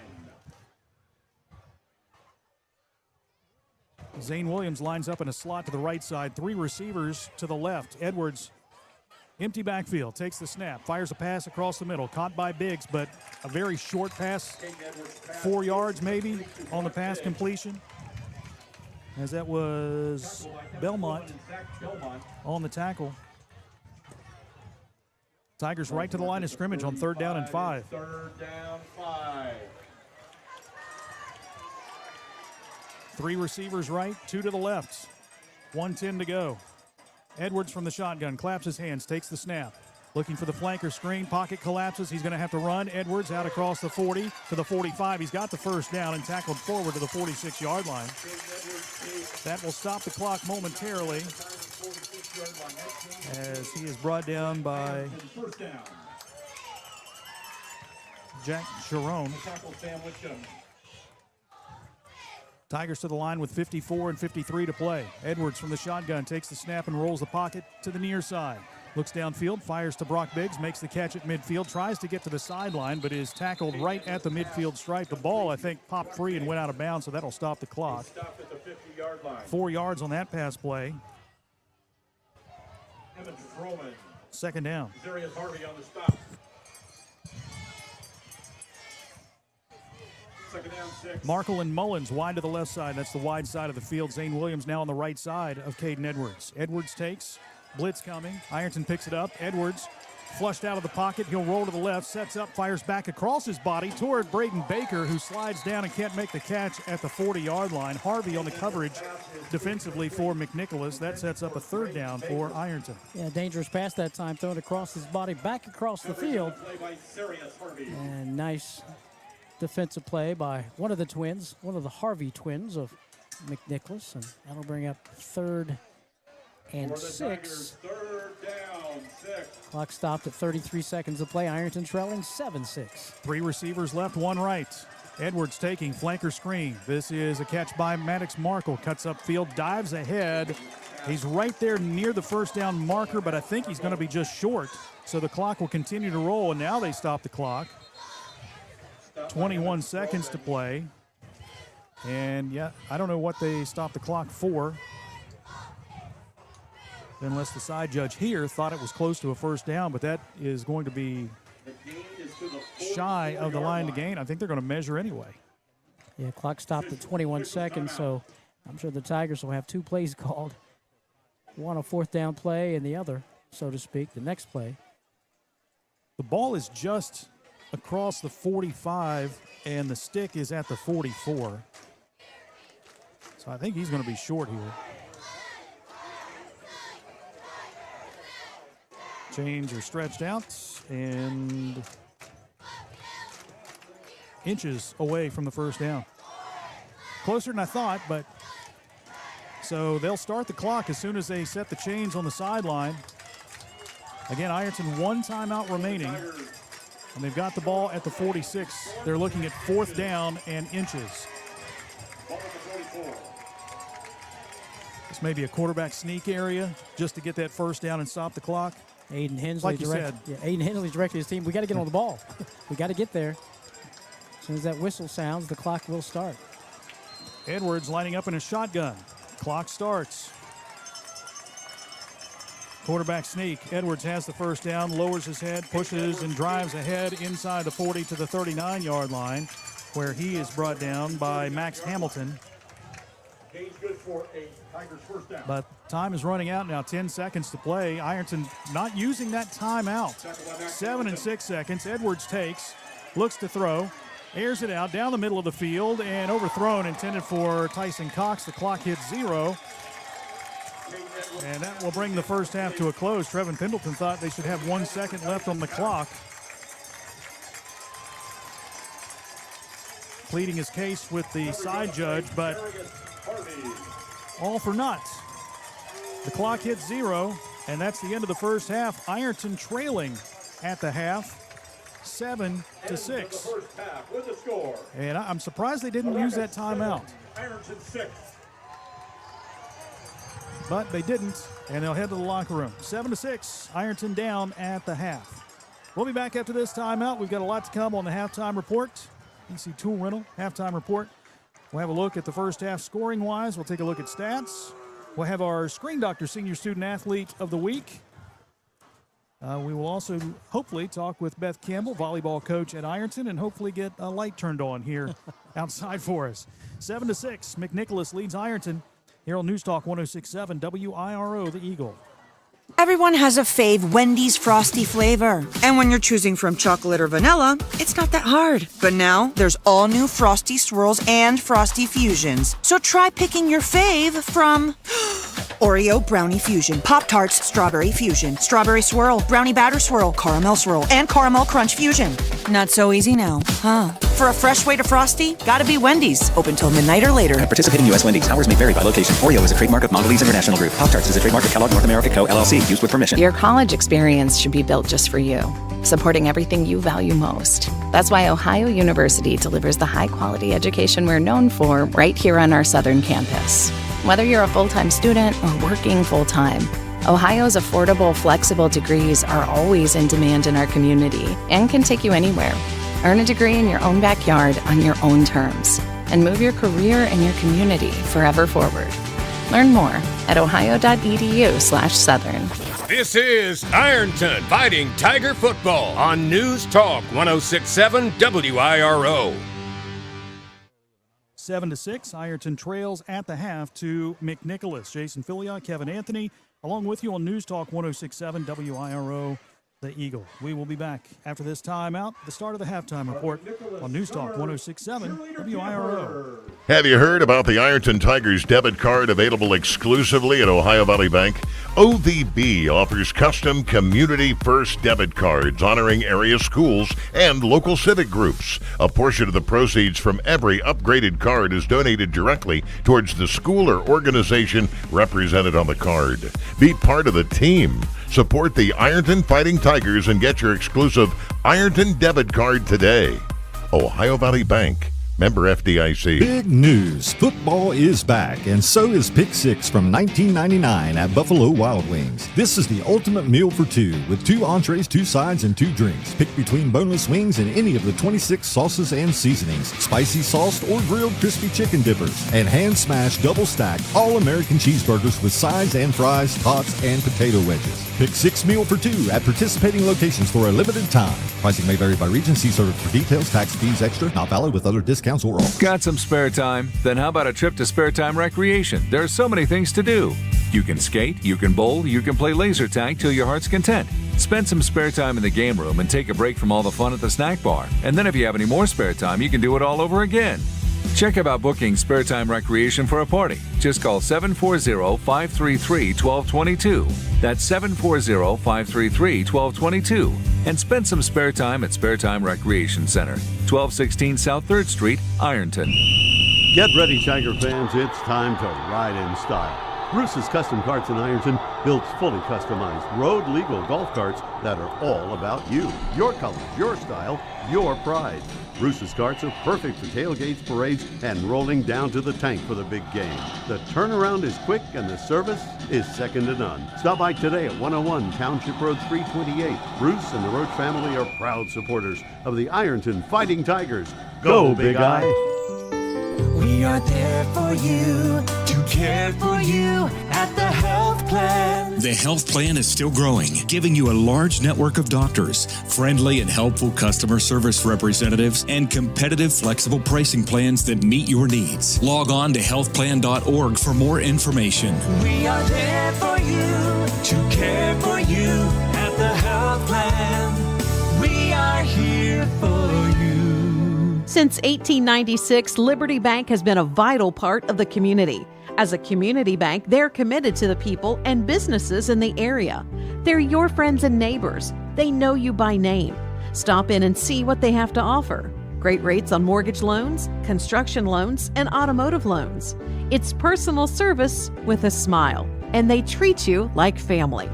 Liberty Bank in Ironton and Proctorville says, "Go Tigers." Member FDIC, Equal Housing Lender. 24 minutes are in the books. Now it's time for the BC Tool Rental Halftime Report, powered by BC Tool Rental in Ironton. Now, back to the stadium with Jason Filia and Kevin Anthony.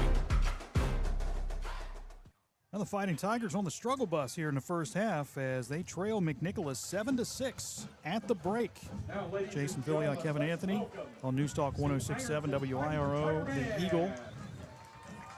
Take a look at the first half scoring recap. It's brought to you by Jim Howard & Son, Body Shop and Towing as the breeze picks up a bit here.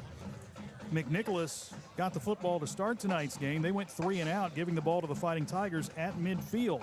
Ironton would move down the field and score on a 50-yard drive. 8 plays, 50 yards in the drive. Caden Edwards with a 4-yard touchdown pass to Zane Williams out of the backfield.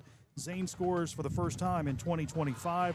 The Tigers went for 2, but the run failed as Brock Biggs was tackled short of the goal line. Ironton had a 6-0 lead after their first drive of the game, 7:01 to play. The teams then exchanged punts for a good portion of the half.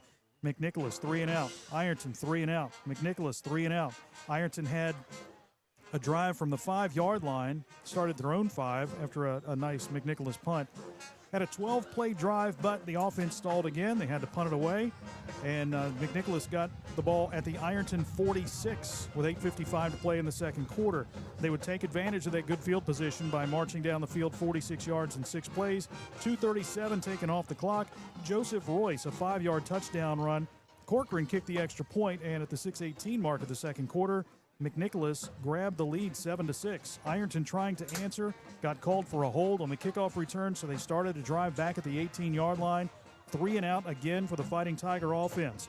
But McNicholas, taking over at their own 41, couldn't get anything going offensively either. Another 3 and out for them. Ironton gets it at the 30-yard line. They had a 6-play drive with the last play, a pass to Tyson Cox down the middle of the field. It went incomplete. The clock hit 0. Ironton took that pass or attempted that pass as the clock was winding down, and they still had a timeout left. So time ran out.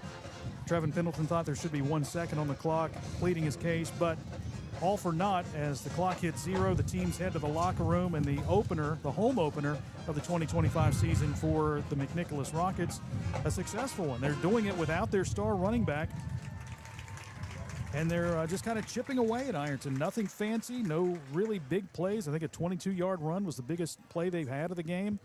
Ironton offensively, not really a whole lot. Just yards are hard to come by for the Fighting Tiger offense. First half scoring recap brought to you by Jim Howard & Son, Body Shop and Towing. We've got more to come here on the BC Tool Rental Halftime Report. We will step aside for a moment. We've got stats. We'll take a look at some scores from around the area.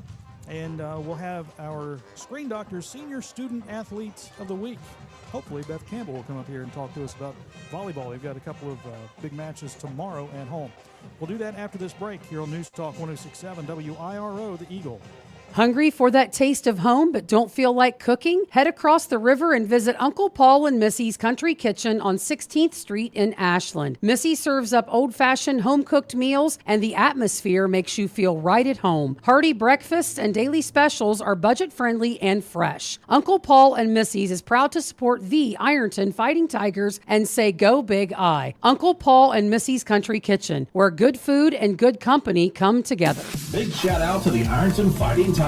Same chance last year and ready to do it again. Everybody at 2nd Street Auto Sales is cheering you on this season. If you need a car, talk to Tina. She's out there buying at auction, hunting for deals, and bringing them back to Ironton just for you. And if she doesn't have what you're looking for, no worries. She'll find it for you because that's what she does. She sells cars. And lots of them. 2nd Street Auto Sales in Ironton. Honest deals. Hometown service. Go Tigers! Since 2002, Abbott Home Care has been locally owned, proudly serving families across Southeast Ohio. With a team of skilled nurses, home health aides, and medical social workers, Abbott Home Care offers top quality occupational, physical, and speech therapy. They accept Medicare, Medicaid, and most insurance plans because caring for the community is what they do best. Nationally recognized as a home care elite top agency, Abbott Home Care is where caring professionals care for our community. Visit abbotthomecare.com. You're tuned in to Ironton Fighting Tigers football, and it's brought to you in part by Desco Federal Credit Union. Locally owned and right here for you with 8 branches across Ohio, Kentucky, and West Virginia. They've got great rates and a mobile app that makes banking super easy. Plus, your money is insured up to $1 million. Check out DescoFCU.org or give them a call at 800-488-0746. Desco Federal Credit Union. Local, loyal, and all about you. This is the BC Tool Rental Halftime Report. Ironton's $1 Million Marching Band performing at halftime. here at Penn Station Stadium in Cincinnati, where the McNicholas Rockets have a 7-6 lead over the Ironton Fighting Tigers here at the half. Jason Filion, Kevin Anthony on News Talk 106.7 WIRO. Let's take a look at the first half stats, Kevin. Powered by Buckeye Monument Company in Ironton. Yeah, the surprise is not the defense of McNicholas. We knew they were stout coming in. They were athletic and quick. And the offensive eye, the Fighting Tigers is just having a little bit much of an issue here in the first half with that defense. Start with Cincinnati McNicholas, 1 of 5 passing for Steve Melterbrink, there he is. Steve Melterbrink, 4 yards, 5 rushes for 22. Joseph Royce, 8 carries for 33, including a 5-yard touchdown run. On the ground, 55, through the air, 4. Total yards in that first half, 59. But yeah, they lead 7-6 because of that defense of theirs.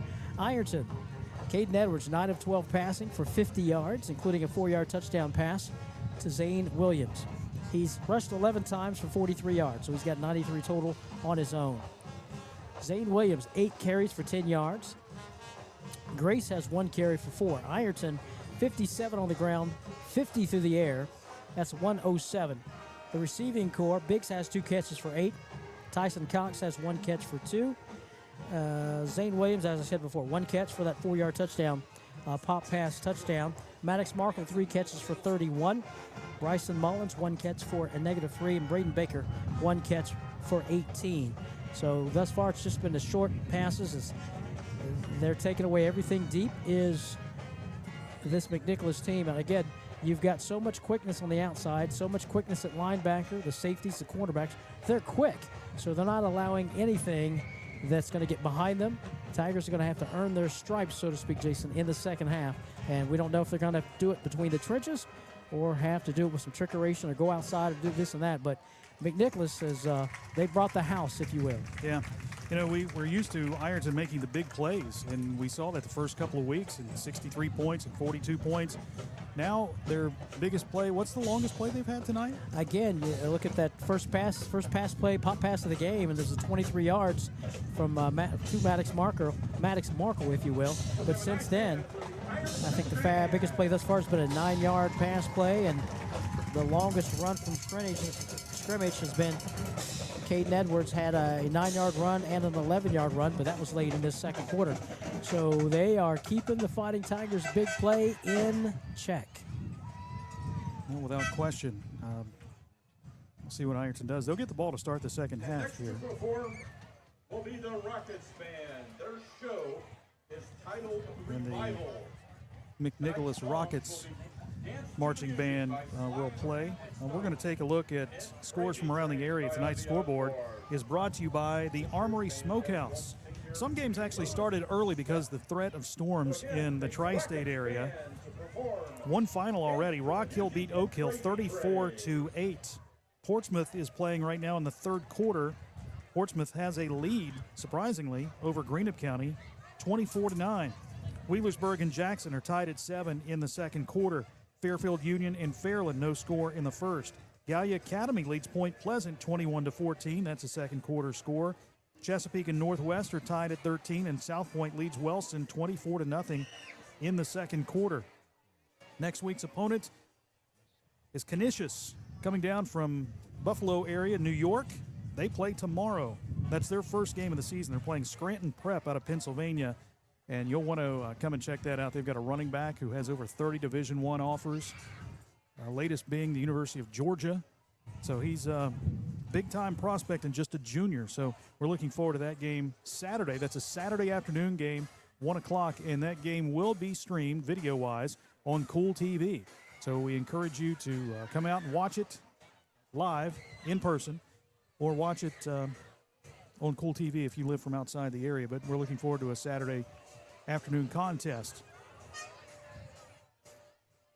7-6, Ironton trails here at halftime to McNicholas.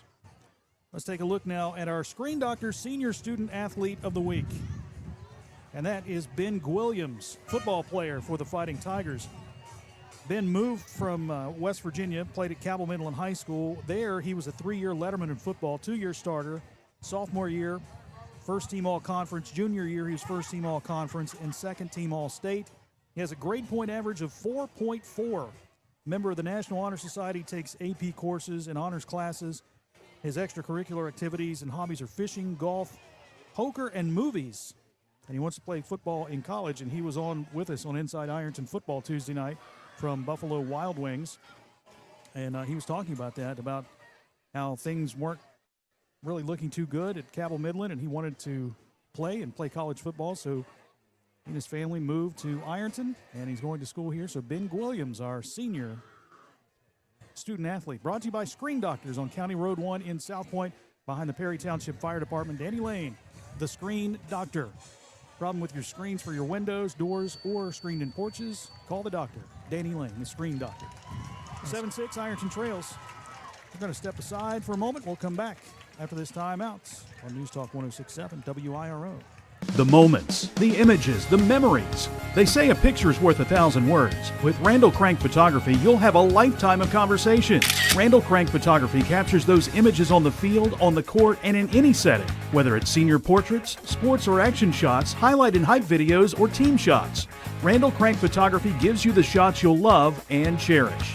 Call and schedule your session today, 740-237-7796, or connect on social media at Randall Crank Photography. At Clark's Pump and Shop, we're not just a gas station, we're your neighbors. We're the folks who support your child's sports teams. Fuel your mornings with fresh ground coffee and have a friendly staff that probably knows the name of your dog. Clark's Pump and Shop. Return, refresh, refuel. Tired of gas prices draining your wallet faster than your tank? Download the Clark's Pump and Shop Rewards app. Earn discounts on gas, breakfast sandwiches, drinks, and more. Fuel up, snack up, save up with Clark's Rewards. Clark's Pump and Shop. Return, refresh, refuel. When a customer calls, emails, or messages, every second matters. If you're not first to respond, someone else will be.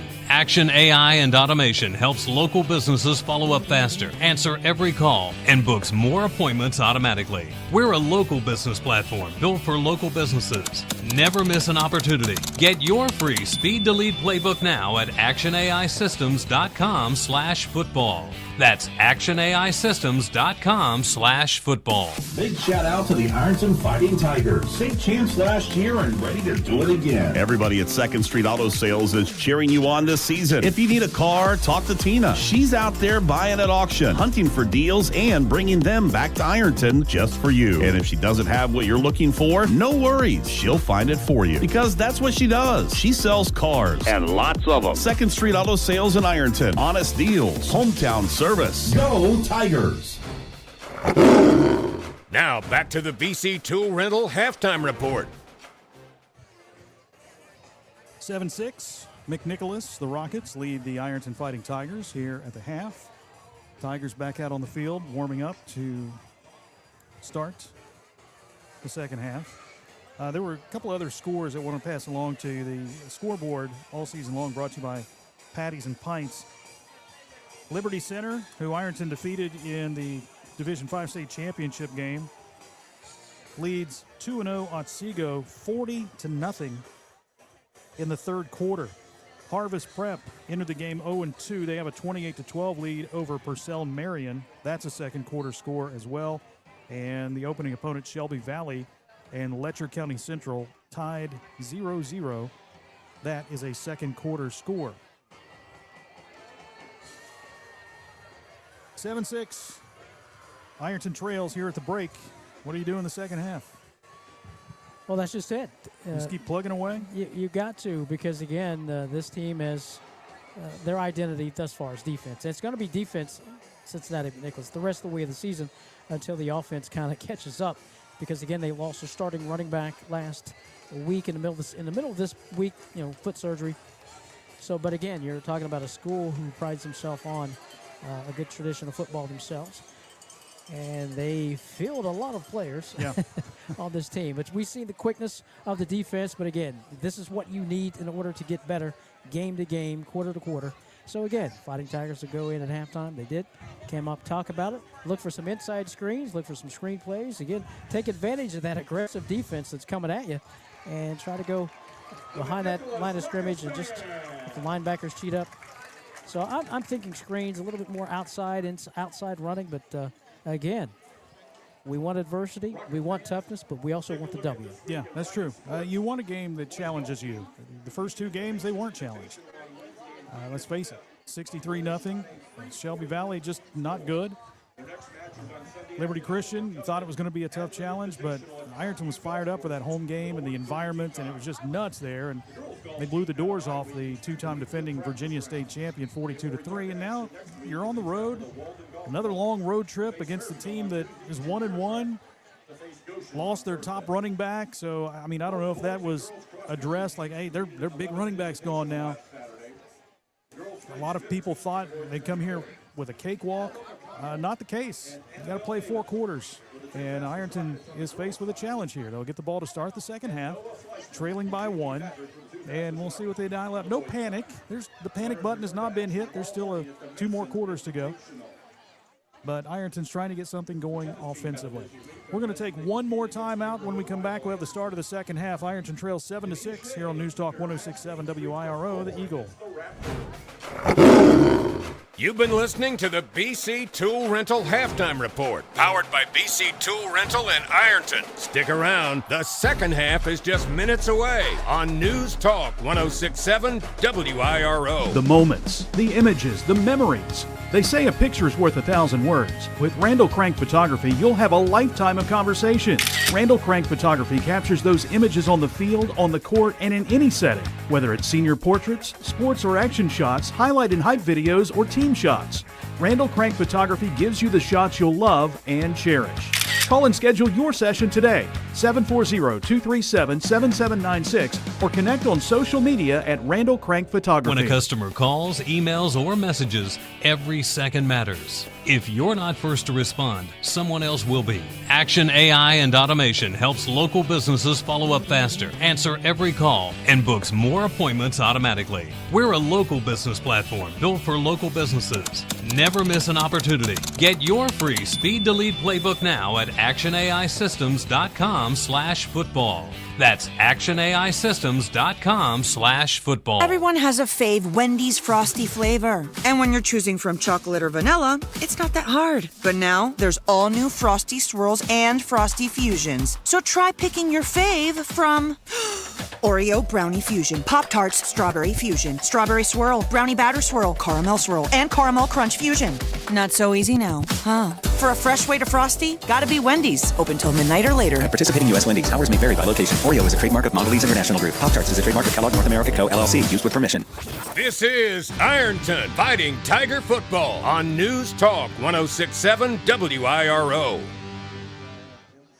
Getting ready to start the second half, 7-6. Ironton trails McNicholas, Jason Filia, Kevin Anthony, along with you from Penn Station Stadium and the place they call Paradise. We asked some guys, why do they call this place Paradise? There's a big sign as you walk in, welcome to Paradise. And I said, well, we just think with the complex we have here, with baseball and softball fields behind us, practice football field, there's a soccer field, that it's a great place for athletes to come, and they called it Paradise. I don't know if you noticed this, but they have not only soccer lines on the field, they've got lacrosse lines on the field. Hey. Can you see that? I see that now. Only you would catch that. I'm pretty sure that's what it is. Action around Ironton High School this weekend. Ironton volleyball will be in action tomorrow at 11 at the Conley Center. Tri-match. Portsmouth West and Nelsonville York. Tomorrow at 2, the Ironton girls soccer team will play host to Rock Hill. We will have that game streaming live for you on Kool TV. And the Ironton boys play right after that against Rock Hill at 4 o'clock. Andrew Corcoran will kick off. All right, let's see what the Tigers do in the second half. Andrew Corcoran kicking away. For McNicholas, he's kicking from right to left. No big plays allowed from Ironton by this McNicholas team. The biggest play of the game, 23 yards. And that was the first play of the game for the Fighting Tigers. Since then, maybe an 11, maybe in the 9-yard. But again, big plays is the name of the Ironton Fighting Tiger offensive game. We need some of those in the second half. Here's the kick. It is away. It's a line drive to the near side. This goes out of bounds. Tyler Carmen watched it go out of bounds. So the Tigers could elect to take it at the 35 or make him kick it again. And again, the kicking game, that's sort of been the mantra here for this McNicholas team. We're going to punt it away. And at times, they've got a good bounce and roll to pin the Tigers back. But most part, they've been punting and kicking the ball away from the Fighting Tiger speedsters, if you will. Wind's picking up a little bit here. Rain. Make them kick it again, Jay. Yep, they are. Rain expected later on tonight, but the wind is blowing across the field. You can see the flags at the top of the goalpost blowing toward the seating section here. Again, only one side with seating accommodations. So they'll back it up 5 yards to the 35 and make Corcoran kick it again. I mean, you got speedsters back there, Tyler Carman, Cottle, and Markle. Yeah, why not? Tigers hoping for a big return and good field position to start the second half. Corcoran, right-footed kicker, boots this one away, and knuckleballing kick, one hop. Carman picks it up at the 18, takes it across the 20, out to the 30, hit and dropped right at the 30-yard line. And he was brought down by Brock Arnold on that return. So the Tigers actually lose 5 yards by making them kick it again. But they have the football, first down 10. 11:54 to play. Official spot will be the 31-yard line. Again, no success running the football between the tackles, if you will, or shall I say between the guards, because of the stingy offense. Let's see if they try to go outside a bit or maybe try a little few screen passes. Edwards gives to Zane Williams left side. Zane looking for the edge, cuts up field, takes it across the 35, brought down at the 37-yard line. It's a nice run by Zane Williams, brought down by Jaden Cowarts, the safety. Stop made by Brody Conrad. 17. 6-yard pickup by Zane. Conrad. Oh yeah, Cowart was last week. Brody Conrad. Here's a swing pass that's caught by Bryson Mullins. Mullins looking for some room, doesn't have a whole lot. He is swarmed right around the 39-yard line, but again, a very short gain on that pass, setting up a third down for the Fighting Tigers. Stopped by Zach Burkhart and Josh Carone.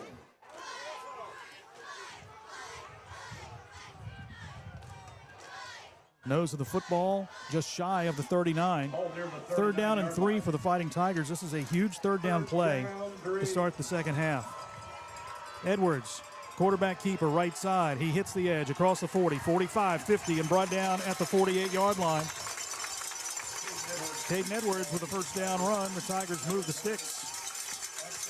Brought down by Sam Whitcomb and Zach Burkhart, the two linebackers.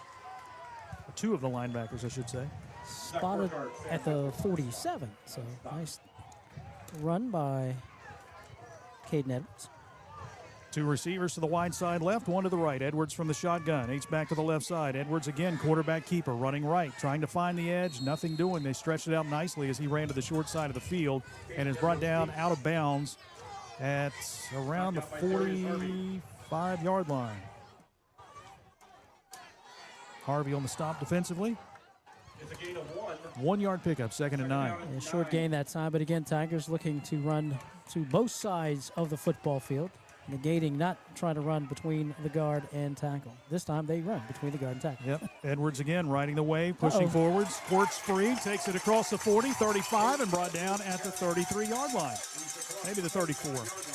34-yard line. That's good for another Fighting Tiger first down. First downs all season long. Brought to you by Anderson and Anderson, attorneys at law. 11-yard pickup, and I can probably say that we saw that play go for a touchdown last week as he skirmished through that line of scrimmage and then was able to break away for a score. Tigers 2 first downs on this opening drive. Pistol set with Zane Williams behind Caden Edwards. High snap. Zane takes the handoff, runs left. Zane across the 30, slips a tackle, cuts right, down to the 25, pushing forward, and gets right to the 25-yard line. He'll get 9 yards on the carry. 2nd down and 1 as we wind our way under 10 minutes. And again, they've been on all sides of the football field. They've been over here to the right side, Hassmark. They've been to the left side. They've been up the middle. They go back to the left side, making them cover every inch of the football field. McNicholas. Edwards fakes the option to the right side, lobs a pass to Mullins, makes the catch at the 20. He's to the 15, brought down at the 10-yard line. Harvey with the tackle, Mullins with the reception. Just that triple threat Fakes the handoff, rolls to the right. Looks like maybe he's going to run, but then just flips it ahead to Mullins for the first down. Bryson Kearns will check in now for the Fighting Tigers. 1st and 10 from the 10. Nice pass to lead Bryson Mullins so he can use his quickness to get downfield. 1st and 10, or shall we say, we'll first and goal? Yes. Edwards gives to Zane Williams up the middle. Zane fumbles the ball, and McNicholas has recovered. Zane spun at the 5, got hit from behind, coughed it up, and the Rockets have the football. Fumble comes at the 9:22 mark. He got about 3 or 4 yards, and then he got spun around a little bit back, and that's when a helmet got in there and knocked that ball loose. So I'm going to spot that at the 6-yard line. Zach Burkhart with the recovery. So they slow down that train, if you will, the Fighting Tigers, which stalls here at the 6-yard line. Let's see if McNicholas has something different offensively, or a dose of the quarterback running the ball, and 30. Meltebrink with the quarterback keeper around the left side. He'll get out to the 7-8-yard line. There's a flag thrown at the 4. It looks like it's going to be a hold. Yeah, a little late, but it came out. Everybody on this side said hold, and we see the flag. So it's going to be dropped at the 3-yard line. So there is a penalty marker on the play. Ball spotted back to the 3. Well, it was thrown at the 3. Wouldn't it be back to the 1.5? You think so? They got the ball at the 3. Penalty against the Rockets. So 1st down and 13 for the Rockets.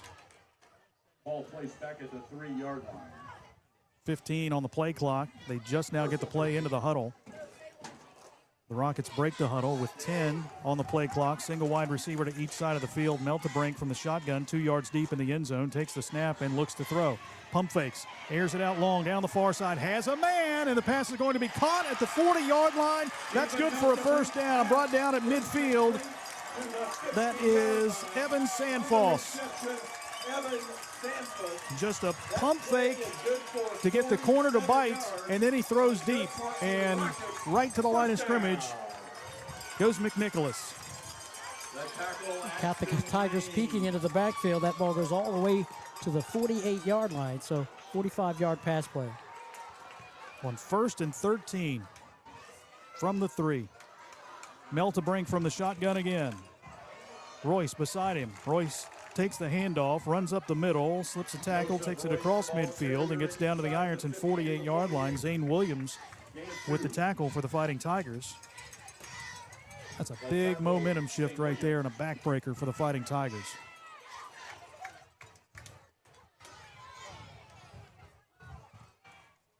Three-yard pickup by Royce. He's 2nd down at about 7. 8:17 to play. 2nd down. Meltebrink from the shotgun. Royce on his right hip with 2 receivers left. Low snap. Meltebrink picks it up, fires across the middle. The pass is intercepted by Jacob Hughes. Hughes across the 40. 45 angles left. He's got a lot of room. Jacob Hughes across the 40. He's to the 30. Down to the 20. 10-5 and touchdown, Fighting Tigers.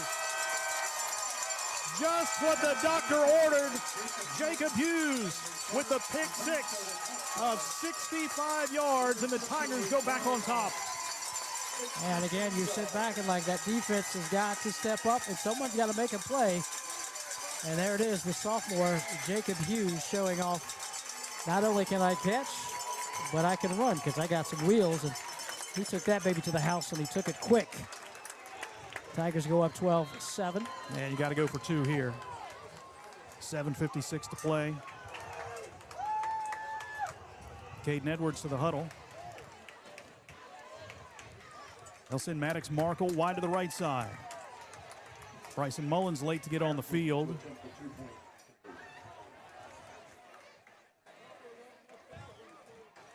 So you got 3 receivers left and 1 right. Edwards from the shotgun, claps his hands, takes the snap, blitz comes, he rolls right, looks to the end zone, fires to the corner, incomplete. Looking for Maddox Markle, the pressure was there, He had to get rid of it quickly. But the Tigers go back on top, 12-7, back after this 60-second timeout on News Talk 106.7 WIRO. Glockner's annual Ultimate Tailgate event is here, and you can make the buy of the year with special event savings and Glockner's lowest live market prices on the season's best inventory. We make it easy to shop because we never inflate our prices in hopes of winning a negotiating contest. No tricks, games, or hidden fees. Plus, get a cash offer for your trade above current market value in less than 15 minutes during the Ultimate Tailgate event. We make it easy at Glockner.com. Get game day ready at Koon's Corner, 1412 South 3rd Street in Ironton. From custom t-shirt designs to the best selection of Fighting Tiger apparel, they've got your hometown spirit covered. And while you're there, step inside Sip and Shop, Ironton's only coffee cafe, serving up craft coffee, ice refreshers, and more. Whether you're repping the Tigers or just relaxing with your favorite drink, Koon's Corner is your spot. Kevin, Amy, and the crew at Koon's Corner say, go Big I. This is Ironton Fighting Tiger Football on News Talk 106.7 WIRO.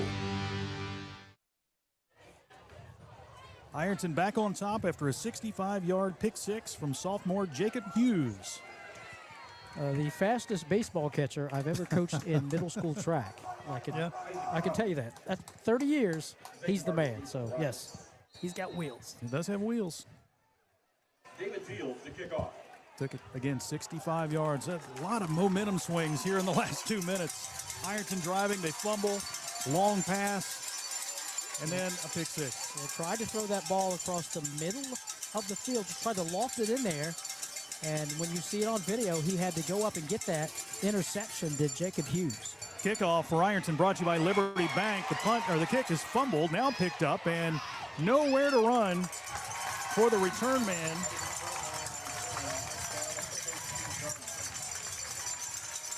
See who that was. That was Zach Belmont. Zach Belmont on the return, and he runs to the right and only gets to the 14-yard line.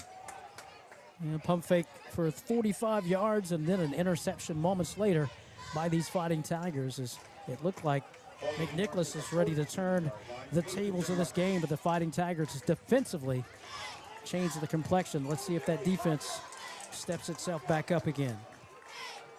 Three receivers to the wide side right. Meltebrink backpedals into the shotgun with Royce beside him on his right hip. Royce takes the handoff, runs right, and runs into a wall. Kylan Grace, Zane Williams. Looked like Mason Wheeler was over there as well. Loss of one. Gain of one, I'm sorry. He got to the, knows the football's not quite touching the 15. So about a half yard, second down and 9.5. They'll send two receivers to the left and two to the right. Empty backfield, that's Royce back there now with Meltebrink. Meltebrink takes the shotgun snap, hands off to Royce, grabbed by Mason Wheeler, drags him forward for a yard, brought down at the 16-yard line. Third down and long for McNicholas. Excellent penetration up front by the Fighting Tigers. Wheeler grabbing that ankle and hanging on, waiting for help to arrive, and it did. Third down and 7 for McNicholas. 6:43 running clock, third quarter. Ironton 12, McNicholas 7. Another big play here for both teams. Play clock at 12. They'll send two receivers to the left, bunched receivers to the right. Meltebrink from the shotgun takes the snap and looks to throw. Has time, launches one right side, a lob pass that is intercepted by Bryson Mullins, but out of bounds. He picked it off, but the official right there running up the sideline said he landed out of bounds. Fourth down for the Rockets, and here comes the punt team again. Excellent coverage by the secondary of the Fighting Tigers. Ready this time for that fade or go route. Had everything covered from this side with Aiden Lane to the other side with Bryson Mullins, and back to receive the punt, Tyler Carmen. Carmen at the 48 of McNicholas. And Powderly's punt is away. High kick, good kick. It hits at the 40 and takes a rocket roll inside the 35 and down at the 33. This guy's had the game of his life. He averaged, like I said, in the first half, he averaged 25 yards per punt, but he's had a couple of boomers, 50 plus, 44, and then that one all the way down to the 32-yard line. First down and 10 for the Tigers with 6:06 to play. Yeah, offensively, Tigers started off the game, the second half, I should say, getting all the way down to the 10 before fumbling it at the 6, and then taking a pick 6 to the house. Offensively, Ironton back on, leading 12-7. Let's see if that's a little spark for the Fighting Tigers. Here's Edwards with the quarterback keeper around the right side. Edwards out across the 35-40 and brought down at the 43-yard line. That's good for a Fighting Tiger first down. Gain of 11. Good for a Tigers first down. Ironton again right to the line of scrimmage. Maddox Markle to the receiver to the left. Kylan Grace and Zane Williams in. Tyler Carmen is in as well. Nope, now Carmen will leave the field. And a timeout has been called by Ironton. Get the right personnel on the field. 5:43 to play in the third. Ironton 12, McNicholas 7. Back after this timeout. News Talk 106.7 WIRO. When a customer calls, emails, or messages, every second matters. If you're not first to respond, someone else will be. Action AI and Automation helps local businesses follow up faster, answer every call, and books more appointments automatically. We're a local business platform built for local businesses. Never miss an opportunity. Get your free Speed Delete playbook now at actionaisystems.com/football. That's actionaisystems.com/football. The moments, the images, the memories. They say a picture is worth 1,000 words. With Randall Crank Photography, you'll have a lifetime of conversations. Randall Crank Photography captures those images on the field, on the court, and in any setting. Whether it's senior portraits, sports or action shots, highlight and hype videos, or team shots. Randall Crank Photography gives you the shots you'll love and cherish. Call and schedule your session today, 740-237-7796, or connect on social media at Randall Crank Photography. This is Ironton Fighting Tiger Football on News Talk 106.7 WIRO. Kylan Grace takes the handoff, runs left, cuts upfield. Not a lot of room there. He'll get maybe to the 45-yard line before he's brought down by Josh Sharon. Gain of maybe a yard. Second down and 9. And again, nice job of McNicholas turning the running back toward the middle of the field. But again, if you don't square those shoulders up and head north and south, they will get you quick. 2nd and 9. 2 receivers left, 1 right. Edwards takes the shotgun snap. Quarterback keeper around the right side. They were eyeballing him from the minute he took the snap. He was hit in the backfield. Eludes 1 tackler, but cannot get away from Max Hamilton. Brought down at the 45-yard line. Very short gain again. Right hash mark is the short side of the field, so. Third down and 8. Maddox Markle wide left. Bryson Mullins in a slot that way. Braden Baker wide to the right side. Zane Williams now on the left side of Caden Edwards. Blitz coming again. Edwards takes. Pocket collapses. He's going to run. Edwards out across the 45 and is going to be chased out of bounds at the 46. Just a 2-yard pickup and a 4th down coming for the Fighting Tigers. And again, they shut down anything in the secondary worth throwing the football to. And he just pulled it down, got a yard out of that, did Caden. 4th down about 7. The punting unit will come on for the Fighting Tigers. Bryson Mullins ready to kick again. Brady Conrad deep to receive. Mullins standing at the 35. Conrad is deep, and Troutman goes back deep as well. Good snap. Mullins' kick is away. High spiraling kick that will be fielded on the run at the 22-yard line, and brought down immediately was Brody Conrad. Brought down by Wyatt Wolf. Freshman on kick coverage, and we've got an injured Tiger back at the 38-yard line. And that is Bryson Mullins. Running passing routes, punting the football, playing defense, defending the go routes. Cramp City for Bryson Mullins, so they'll attend to that. Elevate, push on that toe, and get him worked out. Ball spotted at the 23 for the Rockets, their own 23. I have it first down and 10. Their first drive was a 3 and outs. Or, I'm sorry, their last drive was a 3 and out. Mullins not really putting any pressure at all on that left leg. And now neither leg, he's being helped off the field. Yeah, he's had a lot of work tonight covering the, like I said, the defensive game that he plays. He plays 110% the whole time, so hopefully we can get that calf. We hope it's just a calf. Get that worked out and get him back on the football field. Tyson Harvey, I believe, takes his place on that left side of the Fighting Tiger defense. That moves to safety. Braden Baker takes a cornerback spot.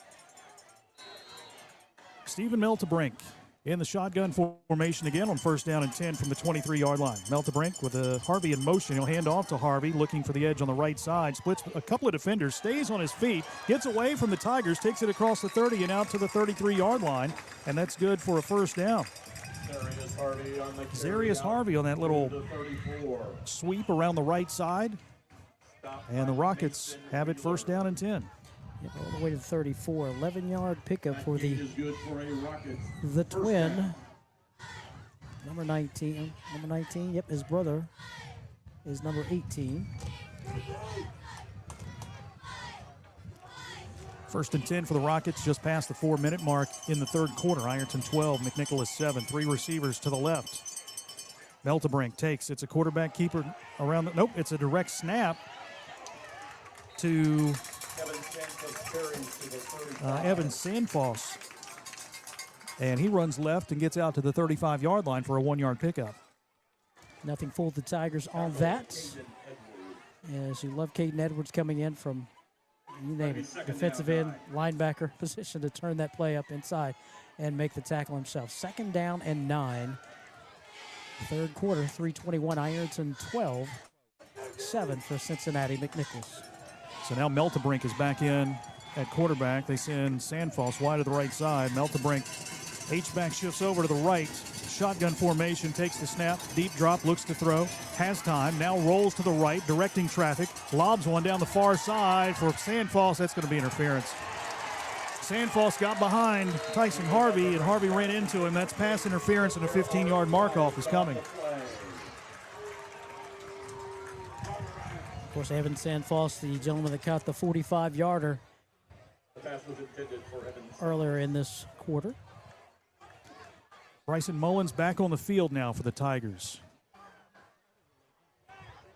So that should go from the 35 to the 50, 15-yard penalty. Correct. First penalty of the second half against the Fighting Tigers. First and 10. The second time, well, I should say third time, they've used the play-action pass to try to get the Fighting Tigers looking into the backfield, but nonetheless, first and 10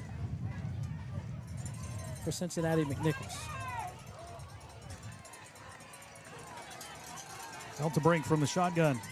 2 receivers left and 1 right. Takes the snap, fakes the handoff, fires a slant pass that is almost intercepted. It was over the intended target, and Tyson Harvey diving down nearly made the pick, but couldn't hold on to it. Second down and 10. With that quick slant on the RPO. Yeah, overthrew his receiver, and he was able to get a hand on it, but also, like I said, Tyson Harvey diving, trying to make a play himself. Second and 10, McNicholas. 2:51, third quarter, 12-7, Ironton on top. Again, 12-7, they're opening up the playbook, if you will, Jason. They're throwing the football, trying to get snaps to different players in the backfield and throwing it deep. So Sandfoss is back in as a receiver. Another interception. He throws to the left side, and the Tigers pick it off. That is Braden Baker with the interception. Returns it down to the 40-yard line. The backup quarterback was in. Never took his eyes off the receiver, and Baker jumped the route. His second pick of the season.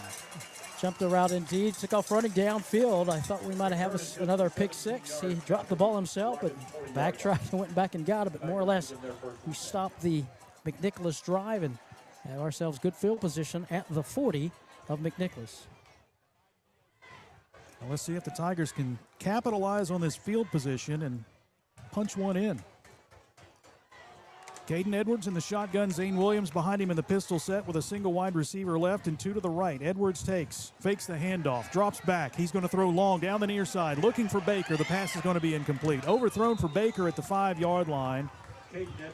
And it looks like Harvey is back there. He's got a cramp. He's kind of stretching it out. Zarius Harvey. The coverage on the play, Zayden Harvey. Why not take a shot? One of those sudden change plays, and the guy who picked it off, you want to try to get him a fly route down the sidelines. Zarius Harvey. Yes, we have 3 Harveys in the game. We if you're do. listening at home and watching on TV. We have the twins for McNicholas and Tyson Harvey for the Fighting Tigers. So one of the twins has a little cramp issue with the calf muscle. Really good crowd here tonight as we look around Penn Station Stadium. Ironton well represented. Student section has been standing the whole game, and a huge student section. Hats off to them. All wearing black T-shirts. Yep. Of course, this is a bigger school. Harvey still being stretched out here on the near side, but this is a team that was in the playoffs last year. They finished 9-3, lost in the second round to Bellbrook. Division 3? Yep. 6-6 last in 2023. Also went to the playoffs. 2022 they were 7-6, lost to Taft in the regional semis. 2021 they lost in the regional finals by 1 to Clinton Massey. They finished 11-2 that year. Under coach Mike Orlando in his 15th season. Again, the second winningest coach at McNicholas. Ironton hoping to pick up some big computer points here tonight, hoping for a win over McNicholas. Harvey is being helped up now,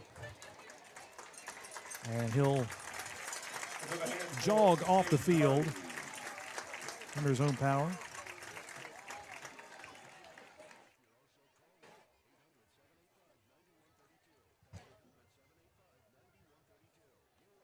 Ironton with a 2nd down and 10 from the 40-yard line of McNicholas.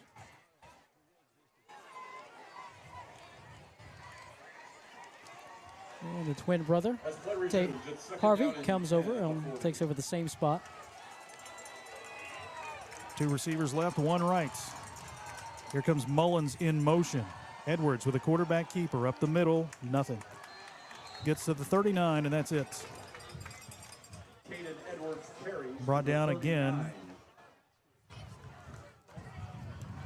by Max Hamilton. 3rd and 9. Yeah, Tigers in 4-down territory as the ball is inside the 40. But again, this 3rd down play, you can get a lot of yards and not a first down. You open up the playbook, but you got to get half of this distance. Edwards fakes the handoff, runs to the left side. He eludes a couple of tacklers and fights his way forward down to about the 31-yard line, which will bring him a yard shy of the first down. 31. Again, that makes the 4th down play call here way more manageable than if you go 4th and 9.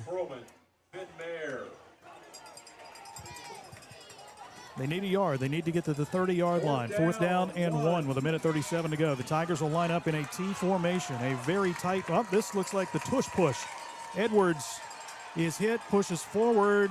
I don't know. I don't think he got it, to be honest with you. Neither side judge is marking the ball at the 30-yard line, and that's where they needed to get. Ironton turns it over on downs. He is short of the first So they down can't marker. capitalize on the interception, and McNicholas has the football with 1:24 to play in the 3rd. And the little football scrum did not work as the defense of McNicholas holds. So they'll have the football 1st and 10, ball just outside their own 30. Trailing 12-7, they'll send trips receivers to the left. Meltebrink backpedals into the shotgun formation. He's got Royce there with him. Fake handoff, swing pass out to the left. The pass is going to be caught. The ball pops free. Nope, incomplete. Incomplete pass. Baker on the hits of Brody Conrad. Hit made by Braden Baker. Conrad, that was a shot right there. Yep. Try to see if they could catch. The quarterbacks back off about 10, 15, but Baker said, nope, nothing doing.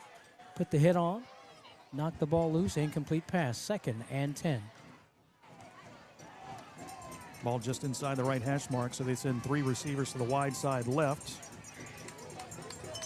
1 receiver to the right. Meltebrink, shotgun again, takes the snap. Hands off to Royce. Big hole up the middle. Royce takes it across the 35 and gets out to the 38-yard line. Just did get tripped up. Near the 38, a gain of about 7. 3rd down and 3 forthcoming from the Rockets as we hit the 1-minute mark in the 3rd quarter. Yeah, he hit that hole in a hurry and saving tackle that Fighting Tigers from getting a first down. So 3rd and 3. 3rd down and 3. You almost think about a play action or just a quarterback keeper. Taking a lot of time to get the play in. They may have to take a timeout. The play clock's at 9.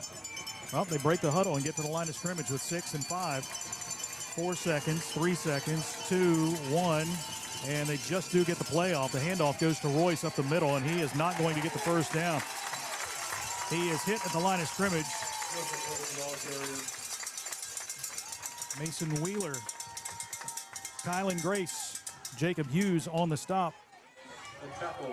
And that is going to bring up 4th down and 3 yards to go. They're going to take this one to the 4th quarter. Yep. Clock winding down to 0. Will they punt? Will they go for it? We'll find out after the timeout. 12-7, Ironton with the lead as we go to the 4th here on News Talk 106.7 WIRO. When a customer calls, emails, or messages, every second matters. If you're not first to respond, someone else will be. Action AI and Automation helps local businesses follow up faster, answer every call, and books more appointments automatically. We're a local business platform built for local businesses. Never miss an opportunity. Get your free Speed Delete playbook now at actionaisystems.com/football. That's actionaisystems.com/football. Since 1896, Liberty Bank has been a vital part of the community. As a community bank, they're committed to the people and businesses in the area. They're your friends and neighbors. They know you by name. Stop in and see what they have to offer. Great rates on mortgage loans, construction loans, and automotive loans. It's personal service with a smile, and they treat you like family. Liberty Bank in Ironton and Proctorville says, "Go Tigers." Member FDIC, Equal Housing Lender. This is Ironton Fighting Tiger Football on News Talk 106.7 WIRO. 12-7, Ironton leads it by 5 as we go to the 4th quarter. Punt formation here for McNicholas on 4th down and 3 from the 38.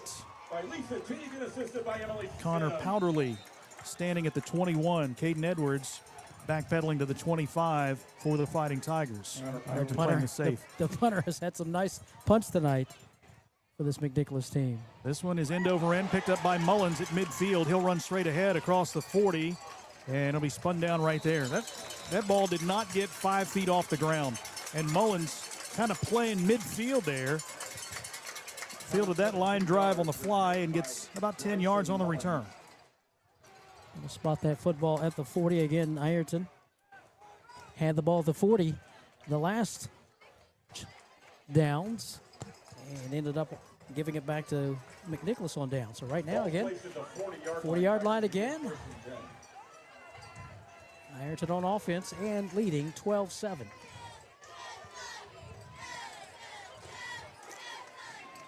Single wide receiver. Nope, they send 2 receivers to the right, 2 to the left. Empty backfield for Caden Edwards. Edwards claps his hands, takes the snap. He's going to run right side. Edwards bounces outside, takes it across the 35. Flag on the play. Late flag thrown there on the sideline. That's going to be a hold. Saw a Rocket coach over there with the old throw the flag Tomahawk chop. Stop made by Emmett Froman. So back this one up. Tyler Carmen in for Zane Williams on this play. Holding, Fighting Tigers. Second down and 3.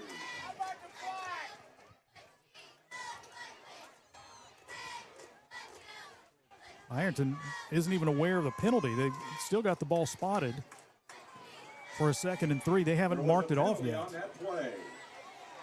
Well, thank you.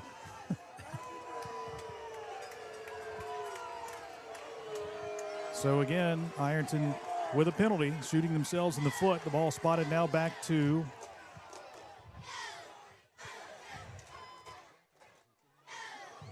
where are they marking the ball? They're going all the way back to midfield. Penalty against the Tigers moves the ball 1st and 20 now for the Fighting Tigers. Tyler Carmen. 1st down 20. In the pistol set, tailback formation behind Caden Edwards. Toss goes to Carmen, left side. Tyler cuts up field, splits a couple of defenders, dragged down near the 45-yard line by Josh Sharon, and there's a flag after the play.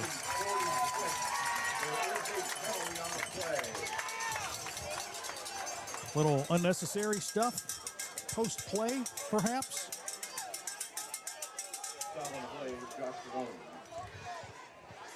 Well, they're going to talk about it first. Yeah.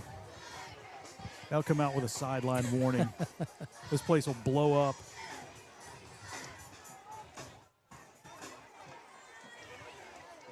Dead ball, personal foul against McNicholas. That's their 2nd penalty? No, that is their 5th penalty. 5th. Where but, you know, when you do half the distance from the goal at the 6, and you only get a 3. And yeah. Dead ball foul on the Rockets, moves the ball down to the 31. Half the distance one time was 8 to the 4 and the 5 yard, so. Spotted the football at the 31. And that is an automatic 1st down. It should be, right? The official was pointing. Sets up a 2nd down 1. Well, maybe not. 2nd down and 1. Caden Edwards, shotgun. Claps his hands, takes the snap. Drops back, looks to throw, fires long down the middle of the field, overthrows Tyson Cox, and the pass goes incomplete into the end zone. 3rd down and a yard. The 16th pass thrown by Caden Edwards. He was 9 of 12 in the first half. He's 2 of 4 here in the second half. He's rushed the ball 20 times for 90 yards. So we are faced with a 3rd and about 1.5. And the old T formation for the Fighting Tigers with Tyson Harvey, Kylan Grace, and Zane Williams. It is Zane getting the carry left side, 1st down and more, knocks over defender, still dragging players with him inside the 30 to the 25-yard line. Zane with the 1st down, brought down. He takes the ball down to the 24-yard line, gain of 7, and good By for the Tigers' 1st down. Brady Conrad. 1st down. Brought to you by Anderson and Anderson, attorneys at law. T formation again for the Fighting Tigers.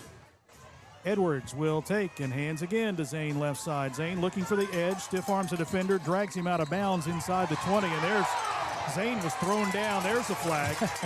Zane was 10 yards out of bounds, and he got thrown down near the track. So that's going to be a late hit.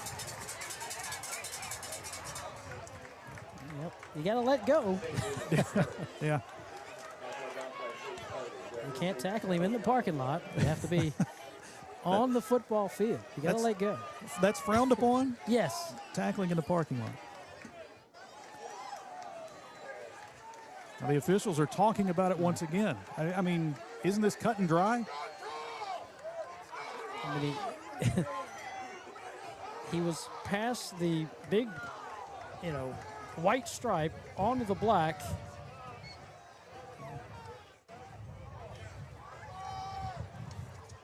Dead ball, personal foul against McNicholas. That will be a 1st down. Another 1st down. Brought to you by Anderson and Anderson, attorneys at law.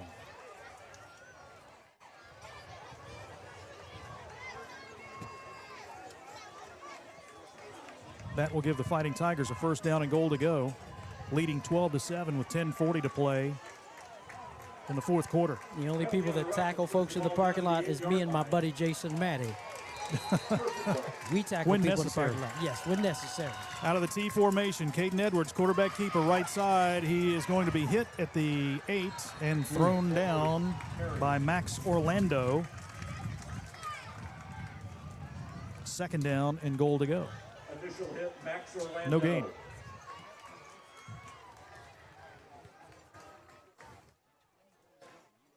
No gain on the play, second and goal at the 8. Just when you think Caden has a crease, you see the quickness of the defense just close in a heartbeat. T formation, Edwards gives to Williams. Stutter step at the line, tries to find a hole, gets down across the 5 and brought down at the 4-yard line.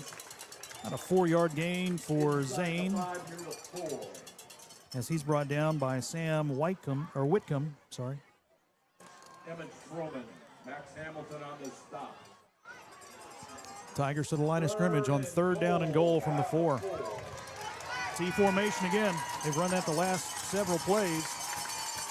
Edwards under center will take. Quarterback keeper left side, nothing doing.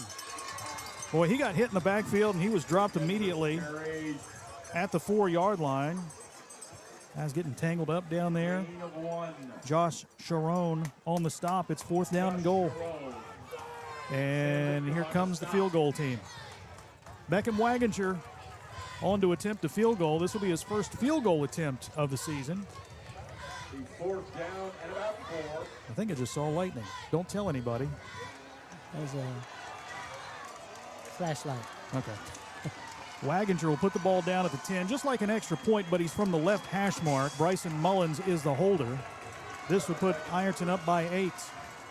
Good snap, good spot. The kick by Waginger is up, and it is good.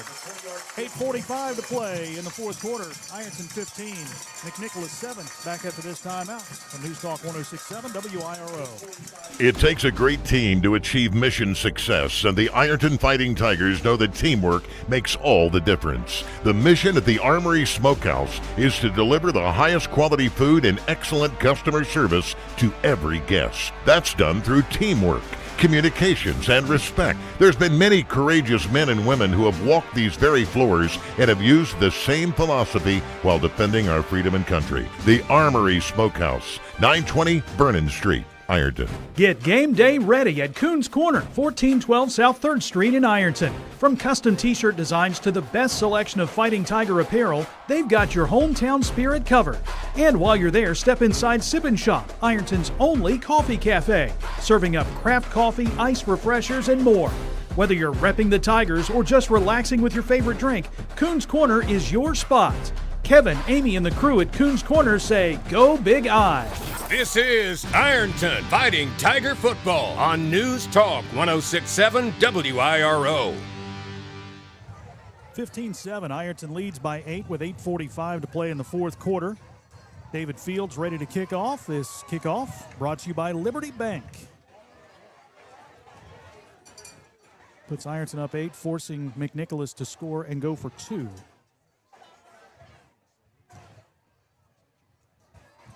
Again, 8:45 to play in the fourth quarter. Harvey is deep to receive, as is Conrad. There is Harvey, taking Harvey deep. Was it both Harveys? Both Harveys. Both Harveys. The twins.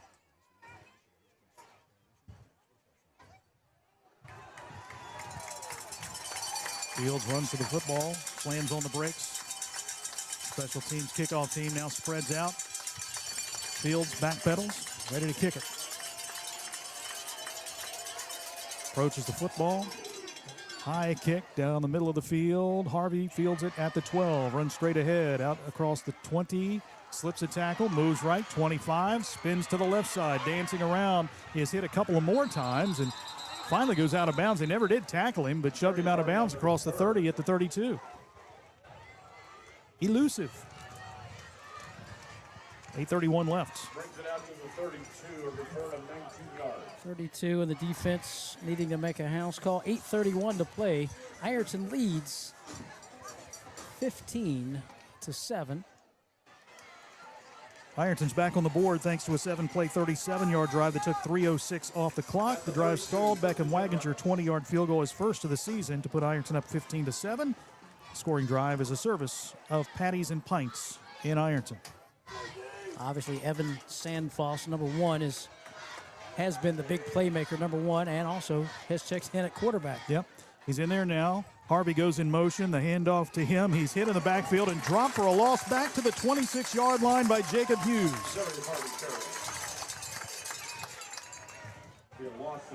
Harvey will lose 4, second down and 14. Jacob's had a big game tonight for the Tigers. Yes. Again, the quickness of Jacob Hughes into the backfield, making the play. A little misdirection with a handoff from quarterback. Now we have a starting quarterback, I believe. Yep. Back in. Meltebrink back in. Receiver in motion to the left side. Shotgun formation. Meltebrink takes the snap. Pocket collapses. He was looking to throw. Fires to the sideline. Incomplete. He was under heavy pressure that time. And that high pass sails into the McNicholas bench, setting up a 3rd down and 14. Yeah, he had to go down low and take that snap. I thought, oh, his knee hit. Yep. So that's why I said, ooh. I was like, did his knee hit when he got the snap? But nonetheless, incomplete pass. 3rd and 14 for McNicholas. 7:44 to play in the 4th. Ironton 15, McNicholas 7. Tiger fans come to their feet. Got to have more cowbell, baby. 3rd and 14. 2 receivers to the wide side right, 1 to the left. Receiver now goes in motion to the left side. Meltebrink takes the snap, looks to throw. Doesn't find anyone, rolls out to the left side, fires one long down the middle of the field. That one is going to be intercepted by Tyson Harvey. Backpedaling and falling to his backside. T. Harv, thanks for coming. Interception, Tigers. They'll get it 1st down and 10. Second interception thrown by Meltebrink. 3rd interception for the entire game for both quarterbacks. Tyson Harvey, INT. 7:34 to go. 1st and 10 Fighting Tigers from the 31. Play calling and ball security, at the utmost importance of this offensive series. Edwards sends Zane Williams out of the backfield. A little pass out in the flat. Williams makes the catch up the sideline, takes it across the 40 and shoved out of bounds at about the 43. That's good for a 1st down. A little swing pass out of the backfield has worked well. That's where Zane got his first touchdown of the season. In the 1st quarter, that's another 1st down for the Fighting Tigers, brought to you by Anderson & Anderson, attorneys at law. And that's his 2nd catch of the game, as you alluded to. First one was a 4-yard touchdown pass. 1st and 10 Tigers. Kylan Grace, the blocking back to the left of Caden Edwards. Zane Williams behind him in the tailback formation. The handoff goes right up the middle, and check that, reverse. It was Zane as a blocking back. Kylan Grace takes the handoff, and Grace gets across midfield and brought down at the McNicholas 49-yard line. Tigers smell blood in the water right now, leading by 8. Looking to drive down and punch one in here near the end of the game. 7 minutes to play. They'll take care of the football. Braden Baker, receiver wide to the left. That's the short side of the field. Maddox Markle goes wide to the right. Play clock is down to 9. Grace and Zane Williams on either side of Caden Edwards. Edwards, misdirection, fakes the handoff, keeps it himself left side, and he won't go anywhere. He's going to be brought down for maybe a half-yard gain. Harvey on the stop. So it's 3rd down and 2. It's almost like they're keying on Caden Edwards every play. Braden Lynn, Tyson Cox check in for the Tigers. A couple of big blocking backs. Kylan Grace comes out. Braden Lynn at fullback. Zane at tailback. Caden Edwards under center. The handoff goes to Zane left side. Zane sidesteps a tackler. He has the first down as he's tackled inside the 45 at the 42-yard line. That will move the sticks. Another Anderson and Anderson first down. Zane Williams, 15 carry. That's his 15th carry, I should say, on the night. He's got 55 yards. Sam Whitcomb on the tackle. Gain is good for a Tiger first down. Now under 6 minutes to play.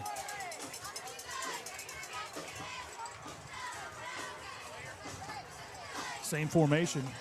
High set, Braden Lynn at fullback. Here's a handoff again. This is Kylan Grace this time. Spins left off a tackler, fighting forward. Takes it inside the 35 and brought down at the 34-yard line.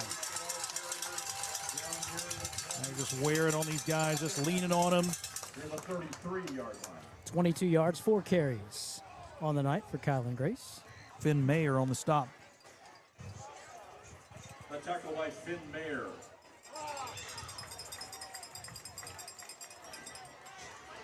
Ball spotted at the 34-yard line. Bryson Mullins, Tyler Carmen back in. Replacing Kylan Grace and Braden Lynn. 8-yard pickup. Second down and 2. 2 receivers right, 1 left. Edwards will hand off to Tyler Carmen. Carmen spins off a tackler. He gets close to the first down marker before he's knocked to the turf. And he's a little slow to get up. No, that's Tyson Cox, a little slow to get up. Still good enough for a Fighting Tiger first down. Brought to you by Anderson and Anderson, attorneys at law. 3-yard pickup by Tyler Carmen. He's got 2 carries on the night for 8 yards. Braden Lynn back in. Bryson Mullins back out. We'll see Lynn at fullback. First and 10 from the McNicholas 31-yard line. 4:40 left. Zane Williams at tailback. Single receiver right and left. The handoff goes to Zane. Sidesteps a tackler, spins off another, takes it inside the 25, pushing the pile forward down to the 24-yard line. Big run by Zane as he was brought down by Zach Belmont. Zach Belmont, Brody Conrad, combined on the stop. Zane picks up 7 on that carry, 2nd and 3. Yep, 16 carries all the night for Zane Williams. Pro set. Baker wide left. Markle wide right. Play clock down to 14 seconds. Edwards taking his time, lines up under center. Takes the snap. Hands off again to Williams. Hit in the backfield, and he will be stopped for a loss. Initial contact there made by Josh Sharon, who's had a big game defensively for the Rockets. And now you're looking at a 3rd down. The tackle. And what are we looking at? 4, maybe? 5? Not quite 5, but a long 4. 5. Edwards gets the play call, heads back to the huddle with 15 on the play clock. Will be under 3 minutes. The snap of the football here. I formation. The handoff goes to Zane right up the middle. Big hole for Zane Williams. He's across the 15 and down to the 9-yard line. Maybe the 10. Sorry, the 10-yard line. Zane with a huge run, giving the Fighting Tigers a first down and goal to go with under 3 minutes to play. Yeah, quick hitter up the middle, 16 yards for Zane Williams and the Fighting Tigers. First and goal at the 10. Play clock is at 29, so the Tigers will take as much time as necessary before snapping it. McNicholas has all 3 timeouts left, and we're down to 2:34, and you think if Ironton doesn't score, they'll start using those timeouts. Only a 1-score margin right now. They'll need the touchdown and 2-point conversion at this point. Pro set again. Braden Lynn at fullback. Zane Williams at tailback. It's Zane getting the handoff again. Stiff arms a defender. And another. Takes it to the left side. Down across the 5. Backpedaling into the end zone. Touchdown, Fighting Tigers. Hard work and second effort for Zane Williams. It's a 10-yard touchdown run, and the Tigers go up 21-7. Tried to bounce it up inside. Nothing doing. He bounces it to the left. has met with some adversity, some would-be tacklers, and stiff arms and backs his way into the end zone for the 10-yard score. Zane Williams, touchdown for the Fighting Tigers. 2:10 to play. Waginger on to attempt the extra point. Good snap, good spot, good kick. 22-7, Fighting Tigers with a 15-point lead. We'll be back after this timeout from News Talk 106.7 WIRO. Since 2002, Abbott Home Care has been locally owned, proudly serving families across Southeast Ohio. With a team of skilled nurses, home health aides, and medical social workers, Abbott Home Care offers top-quality occupational, physical, and speech therapy. They accept Medicare, Medicaid, and most insurance plans because caring for the community is what they do best. Nationally recognized as a home care elite top agency, Abbott Home Care is where caring professionals care for our community. Visit AbbottHomeCare.com. Glockner's annual Ultimate Tailgate event is here, and you can make the buy of the year with special event savings and Glockner's lowest live market prices on the season's best inventory. We make it easy to shop because we never inflate our prices in hopes of winning a negotiating contest. No tricks, games, or hidden fees. Plus, get a cash offer for your trade above current market value in less than 15 minutes during the Ultimate Tailgate event. We make it easy at Glockner.com. This is Ironton Fighting Tiger Football on News Talk 106.7 WIRO. David Fields has the ball teed up, ready to kick off again. Ironton kickoff all season long, brought to you by Liberty Bank. 2:10 left, 22-7.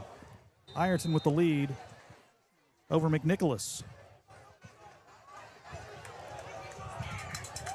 Zane Williams on the night, 19 carries.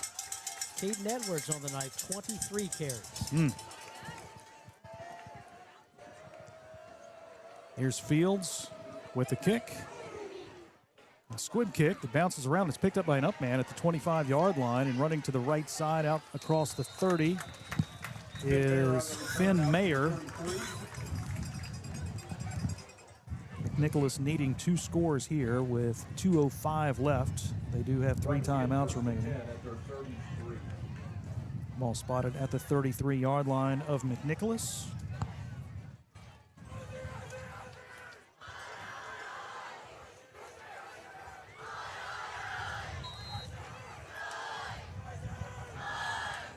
The Rockets will send 2 receivers to the left and 1 to the right. Meltebrink, the quarterback, in the shotgun with Royce on his left hip. Takes the snap, looks left, and the pocket collapses. He will dance ahead, lobs one downfield, has a man, and it is bobbled and caught, and that is Sandfoss all the way down to the 10-yard line before he's brought down. How's that happen? How's he get behind the defense like that? And again, the only guy that can do that is him, number 1. He's a terrific athlete. He's lined up a quarterback a few times and caught a big pass earlier for 45 yards, and this one all the way down to the 10-yard line. Timeout Ironton. Yeah, first down and goal to go for McNicholas. And a timeout by the Tigers. Their second of the half. Jared Pendleton wants to talk to his defense. Probably saying that can't happen. No. You got a 2-score lead. You don't want them to have any kind of life whatsoever, and they get a long pass out of it. 1:52 left, and it's 22-7. Ironton by 15. Again, the first 2 weeks, they've been cakewalks for the Fighting Tigers, and you want to test early in the season, and they're getting that here. This has been a good atmosphere. First home game of the season for McNicholas. Athletic Department thanks all the volunteers. And that last touchdown sent some folks to their cars, but like Yogi Berra said, it ain't over till it's over. They'll still need a 2-point conversion at some point if they do score twice. 2 receivers to the right. Meltebrink from the shotgun takes the snap, looks left, fires that way, out on the flat. The pass is going to be intercepted down the sidelines. Goes Maddox Markle, or is that Baker? That's Baker again with his second pick. He's across midfield. He's going to take this one all the way A pick six of 95 yards for Braden Baker, and that will seal the deal. His second interception of the night. It just went right off of the hands of Joseph Royce, and Baker was right there to pick up the loose ball and take it down the sidelines, 95 yards. Yeah, made a nice move at the end to elude a tackler and took it to the house. 2 pick sixes tonight. And 1, 2, 3. That's the, fourth interception of the night for these Fighting Tigers. Waginger on to attempt the extra point. Good snap, good spots. The kick is up, and it is good. 29 now, 29-7. Fighting Tigers. A big fourth quarter for Ironton.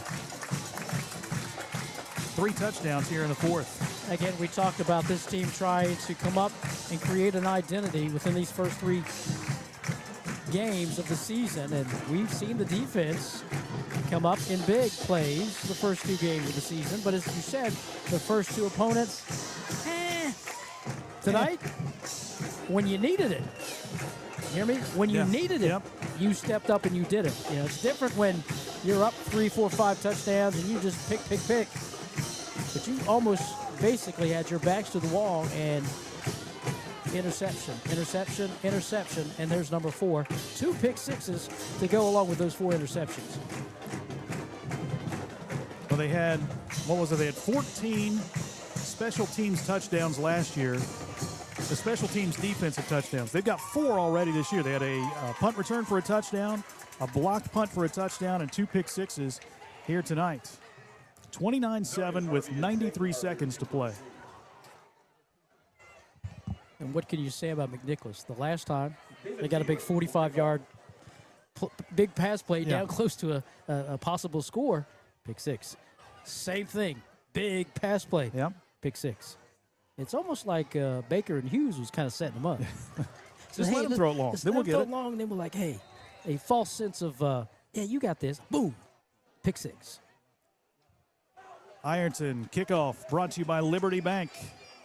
29-7. I think people may see the score of this game tomorrow or tonight, and they're like, oh, Ironton blew them out. It's not the case. A strong fourth quarter here by the Fighting Tigers. Fields with approaches, a squib kick that bounces around to the near side. It's going to roll all the way back to the 15 where it bounces off Harvey. He picks it up. Now a little pitch to his twin brother who takes it to the right and slips a couple of tackles still at his feet. Tackle him. Man, he's tough to tackle. Zayden Harvey brought down at about the 17, 18 yard line. 1:23 to go. And I guess that's Baker's second interception. Tonight, yeah. Tonight, yes. And he had 1 against Shelby Valley.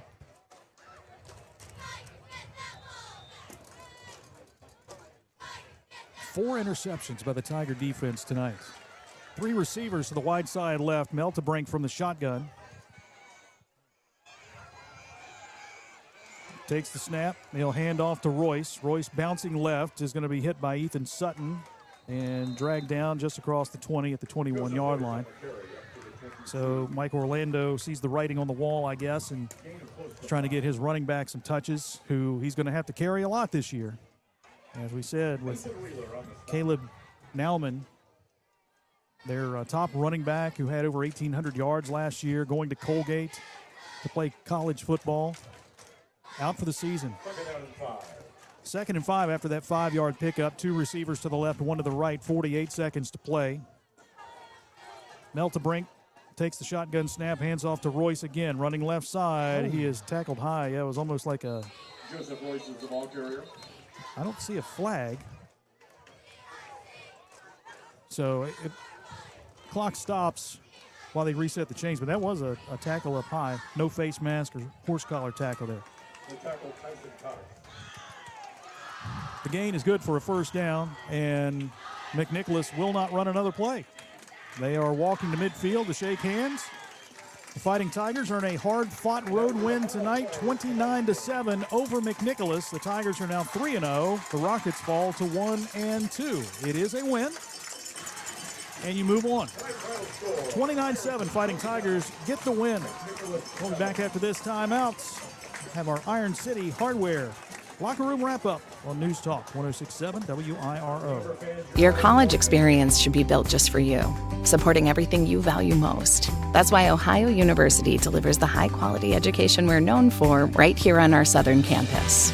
Whether you're a full-time student or working full-time, Ohio's affordable, flexible degrees are always in demand in our community and can take you anywhere. Earn a degree in your own backyard on your own terms and move your career and your community forever forward.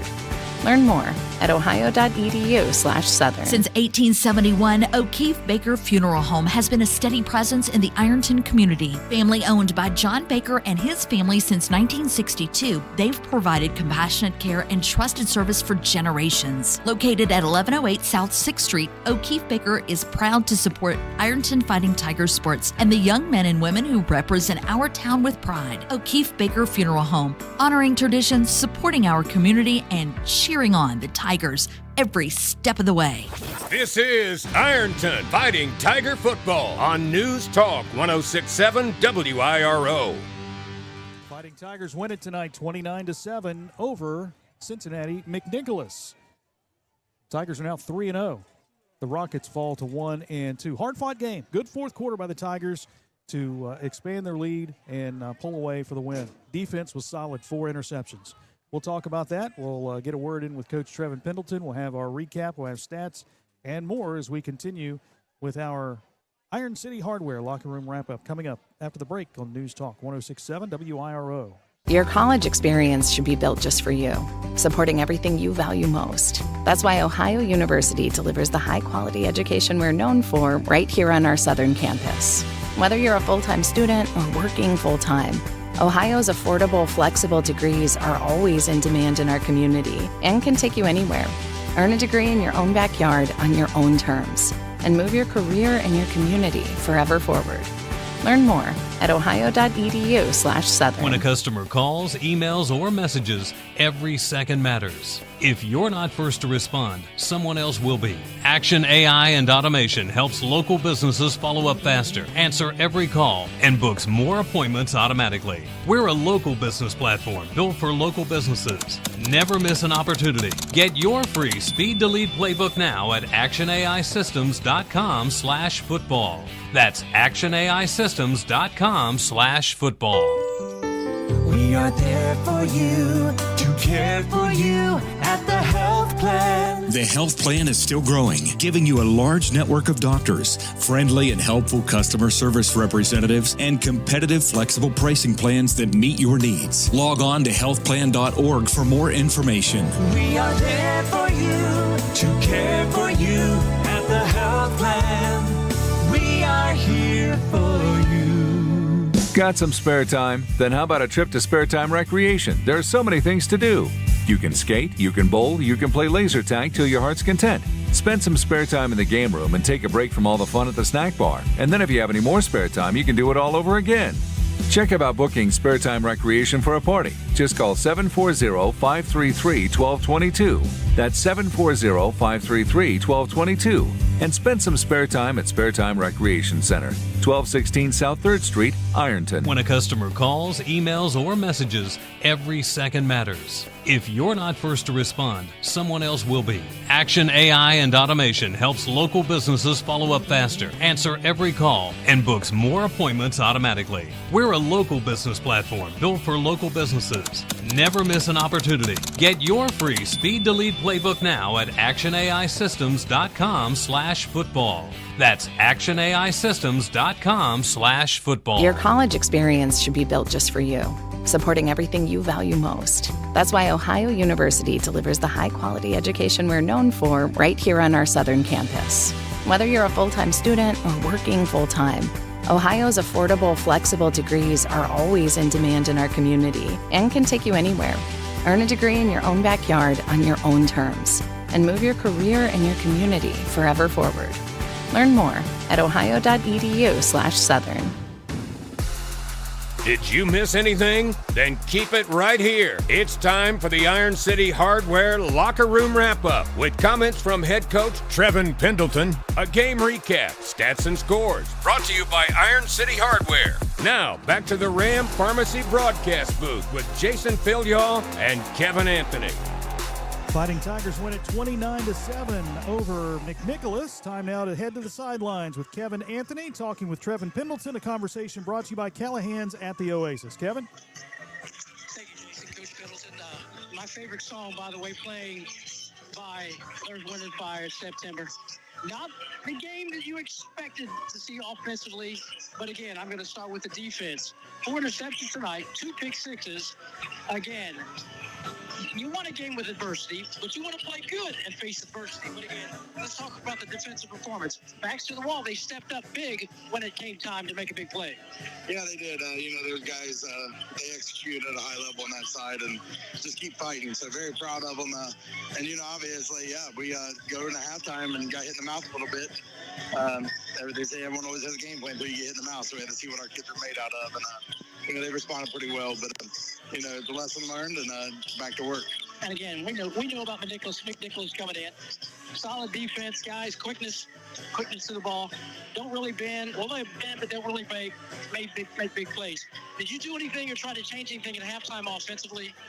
We changed up some blocking stuff. Some of our rules went back to something we've had in, but we haven't repped a lot, and we was able to execute it. And our kids adjusted really well, so I'm proud of them for that. It was a great call by some of our coaches, and we're on to the next one. And again, talk about the athleticism and being in shape, because you had Zane Williams carry the ball nearly 16, 17 times.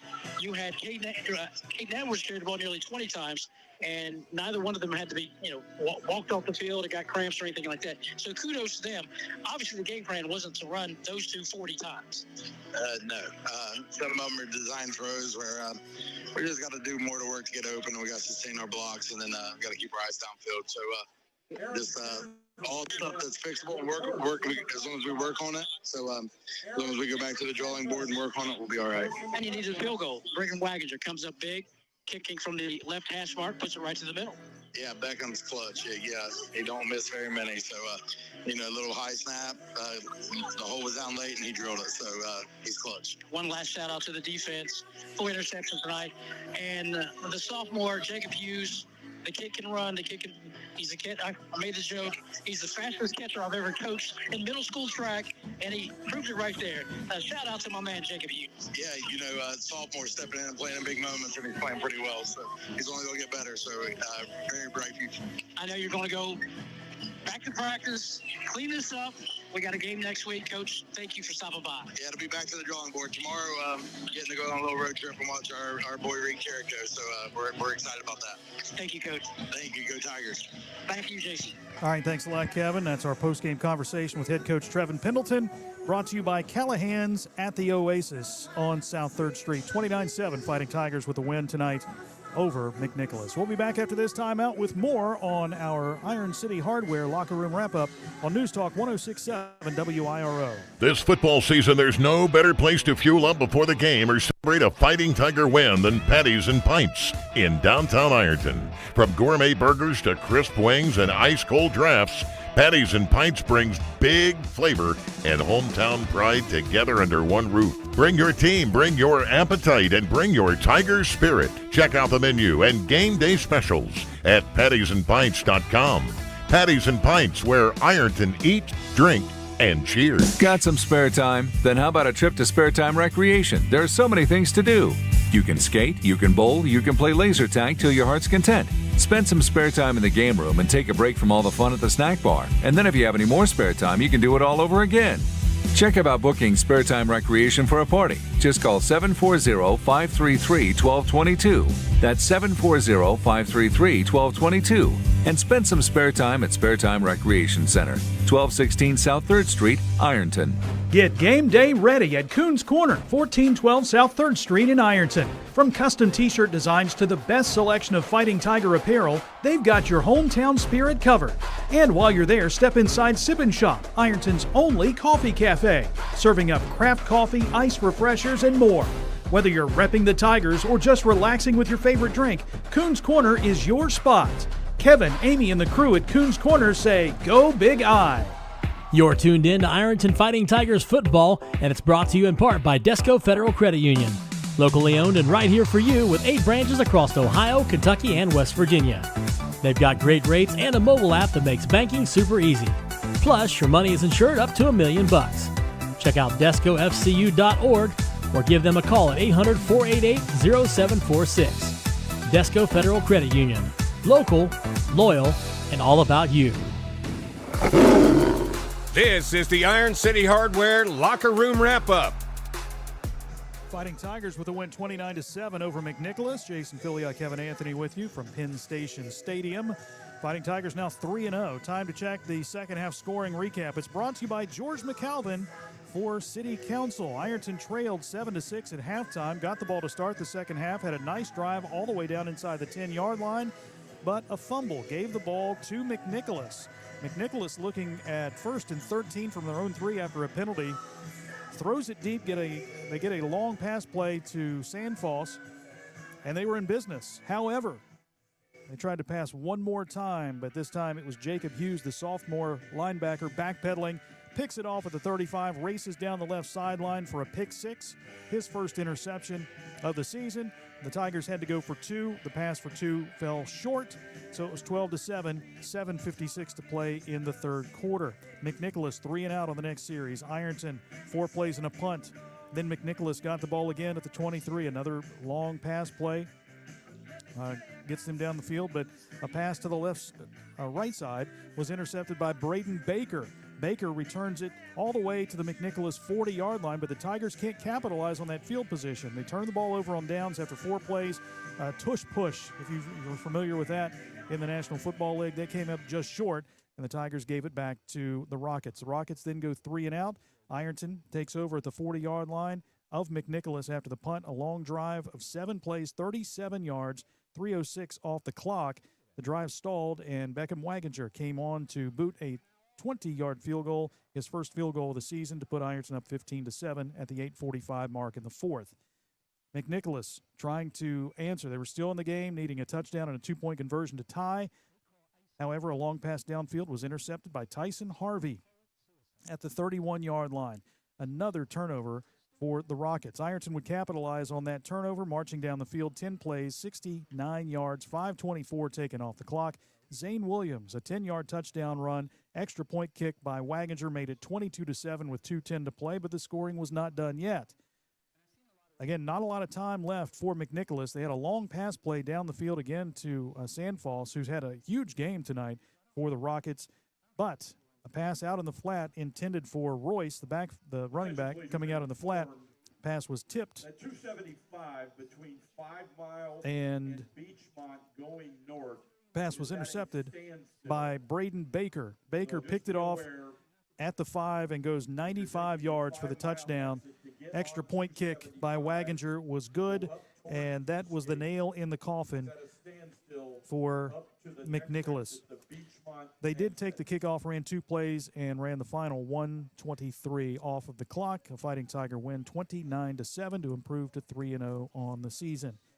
Second half scoring recap brought to you by George McAlvin for City Council. 29-7 Fighting Tigers with the win. We'll be back after this timeout with more on the Iron City Hardware Locker Room Wrap-Up on News Talk 106.7 WIRO. When a customer calls, emails, or messages, every second matters. If you're not first to respond, someone else will be. Action AI and Automation helps local businesses follow up faster, answer every call, and books more appointments automatically. We're a local business platform built for local businesses. Never miss an opportunity. Get your free Speed to Lead playbook now at actionaisystems.com/football. That's actionaisystems.com/football. The moments, the images, the memories. They say a picture's worth 1,000 words. With Randall Crank Photography, you'll have a lifetime of conversation.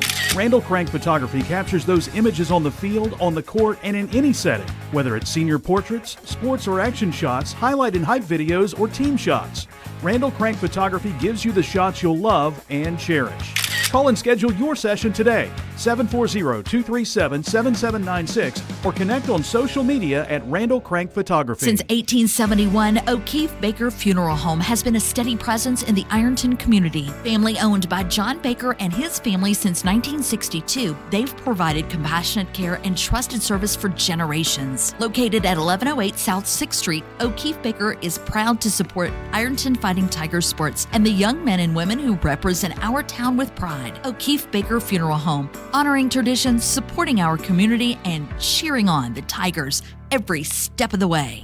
Get game day ready at Koon's Corner, 1412 South 3rd Street in Ironton. From custom t-shirt designs to the best selection of Fighting Tiger apparel, they've got your hometown spirit covered.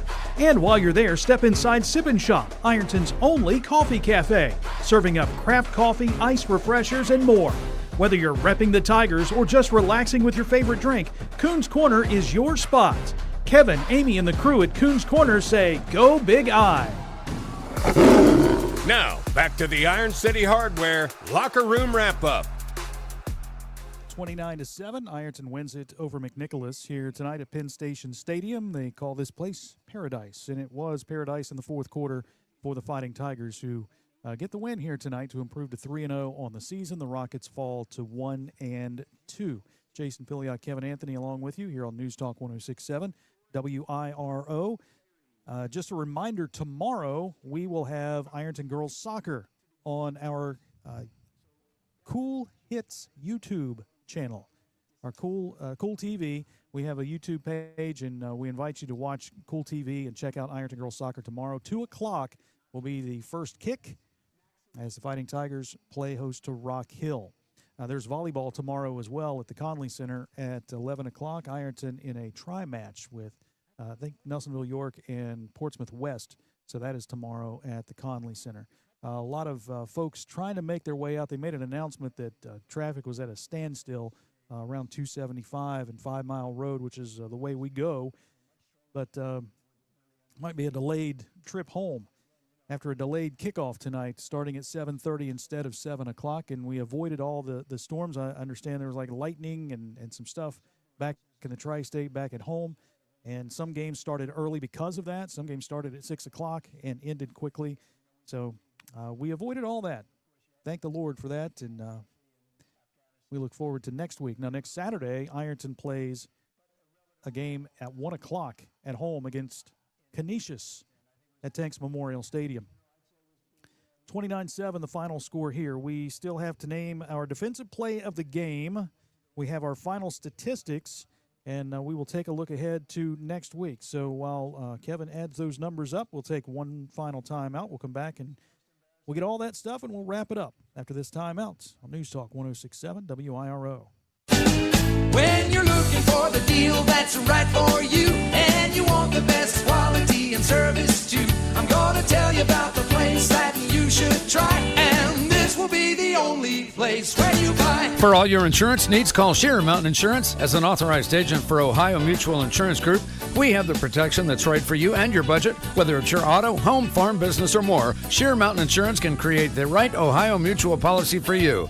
Call us at 740-532-8755. At Clark's Pump and Shop, we're not just a gas station. We're your neighbors. We're the folks who support your child's sports teams. Fuel your mornings with fresh ground coffee and have a friendly staff that probably knows the name of your dog. Clark's Pump and Shop. Return, refresh, refuel. Tired of gas prices draining your wallet faster than your tank? Download the Clark's Pump and Shop Rewards app. Earn discounts on gas, breakfast sandwiches, drinks, and more. Fuel up, snack up, save up with Clark's Rewards. Clark's Pump and Shop. Return, refresh, refuel. Big news. Football is back, and so is Pick 6 from 1999 at Buffalo Wild Wings. This is the ultimate meal for two, with 2 entrees, 2 sides, and 2 drinks. Pick between boneless wings and any of the 26 sauces and seasonings, spicy sauced or grilled crispy chicken dippers, and hand-smashed, double-stacked, all-American cheeseburgers with sides and fries, tots, and potato wedges. Pick 6 meal for 2 at participating locations for a limited time. Pricing may vary by region. See service for details. Tax fees extra. Not valid with other discounts or offers.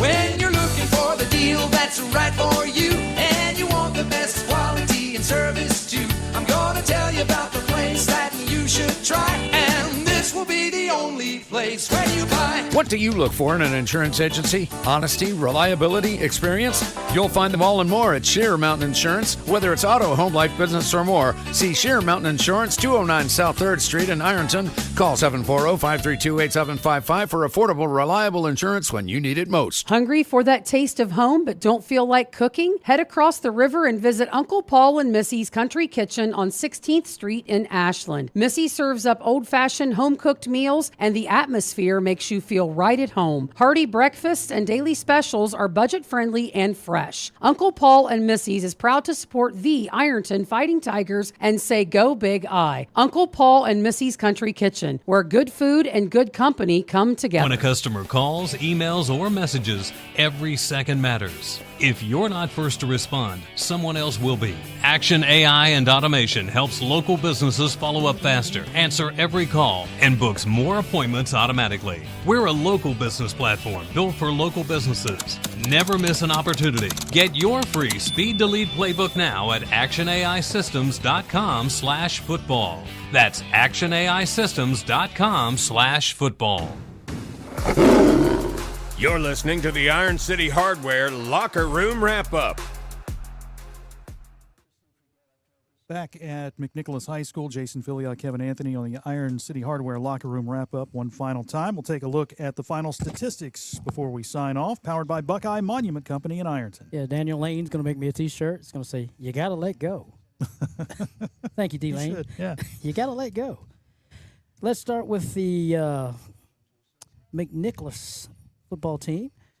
Stephen Meltebrink, 3 of 14 passing, threw 3 interceptions, but 104 yards on those 3 receptions. Carried the ball 10 times for 16 yards. Starting with the running backs, Evan Sandfoss. He did throw the ball twice and was picked off once, completed none. He had 2 catches for 102 yards. 1 carry for 1 yard. Joseph Royce, 15 carries for 55 yards, including their only score, a 5-yard touchdown run. Zayden Harvey had 2 carries for 7 yards. They threw the ball 106 yards in the air, and they ran the ball 89 yards on the ground. 195 total yards in the game for McNicholas. For the Fighting Tigers, Caden Edwards, 12 of 17 passing for 18 yards, including a 4-yard scoring strike to Zane Williams, a swing pass. 23 carries on the night for Caden Edwards for 92 yards. He had accounted for a 180 by himself. Zane Williams, a busy night. Carried the ball 19 times, had a 10-yard touchdown run, had a 4-yard touchdown catch. He rushed the ball for 86 yards. Tyler Carmen rushed twice for 8. And Kylan Grace rushed 4 times for 22. Bryson Mullins had a rush for 1. Tigers through the air, 88. On the ground, 209. That's 297 total yards on the night for the Fighting Tigers. Through the air, Maddox Markle caught 3 balls for 31 yards. Bryson Mullins caught 3 for 12. Braden Baker caught 1 for 9. As we said before, Zane Williams, he caught 2 tonight for 16. 1 was a 4-yard strike. Brock Biggs caught 2 for 8 yards. Tyson Cox, 1 catch on the night for 2. And the defense lit it up tonight. Braden Baker, 2 interceptions on the night for the Tigers. And then the pick sixes, we had 1 pick 6, or actually 2, as Tyson Harvey had the other interception. Mm-hmm. So the pick 6, 1 for Braden Baker, and a hint for my play of the game. Yeah, I got you. The software there. I'm with you. Yes, so Jacob Hughes making his presence known and felt tonight for the Fighting Tigers. And, again, you can look at the score tomorrow night, but, again, I'm going to say it. We needed something like this. Yeah, you're right. You needed to play a game where, well, offensively you didn't play your best. At times, defensively you didn't play your best, even though you picked the ball off 4 times and 2 pick sixes. If that's not our best, oh, my gosh. Yeah. Look out. Look out. No doubt. You mentioned the defense. You kind of hinted at it. So it's time to pick our defensive play of the game, powered by White Label Ad Company. Find out how they can help your business at actionaisystems.com/football. That's actionaisystems.com/football.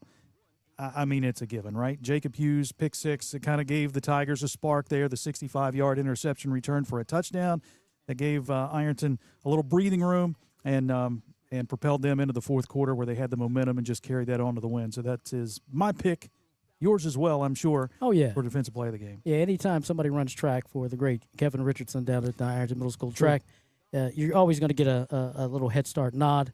Again, interception, Tyson Harvey, middle school track. Yep. And again, my main man, Jacob Hughes, showing that speed that I saw so well at practice and at the track meets. And yes, Jason, you stole him last year as a catcher on the baseball team. Jacob Hughes, he's still my man. He's our defensive player of the game. Yep, he got it. And that is, again, brought to you by White Label Ad Company.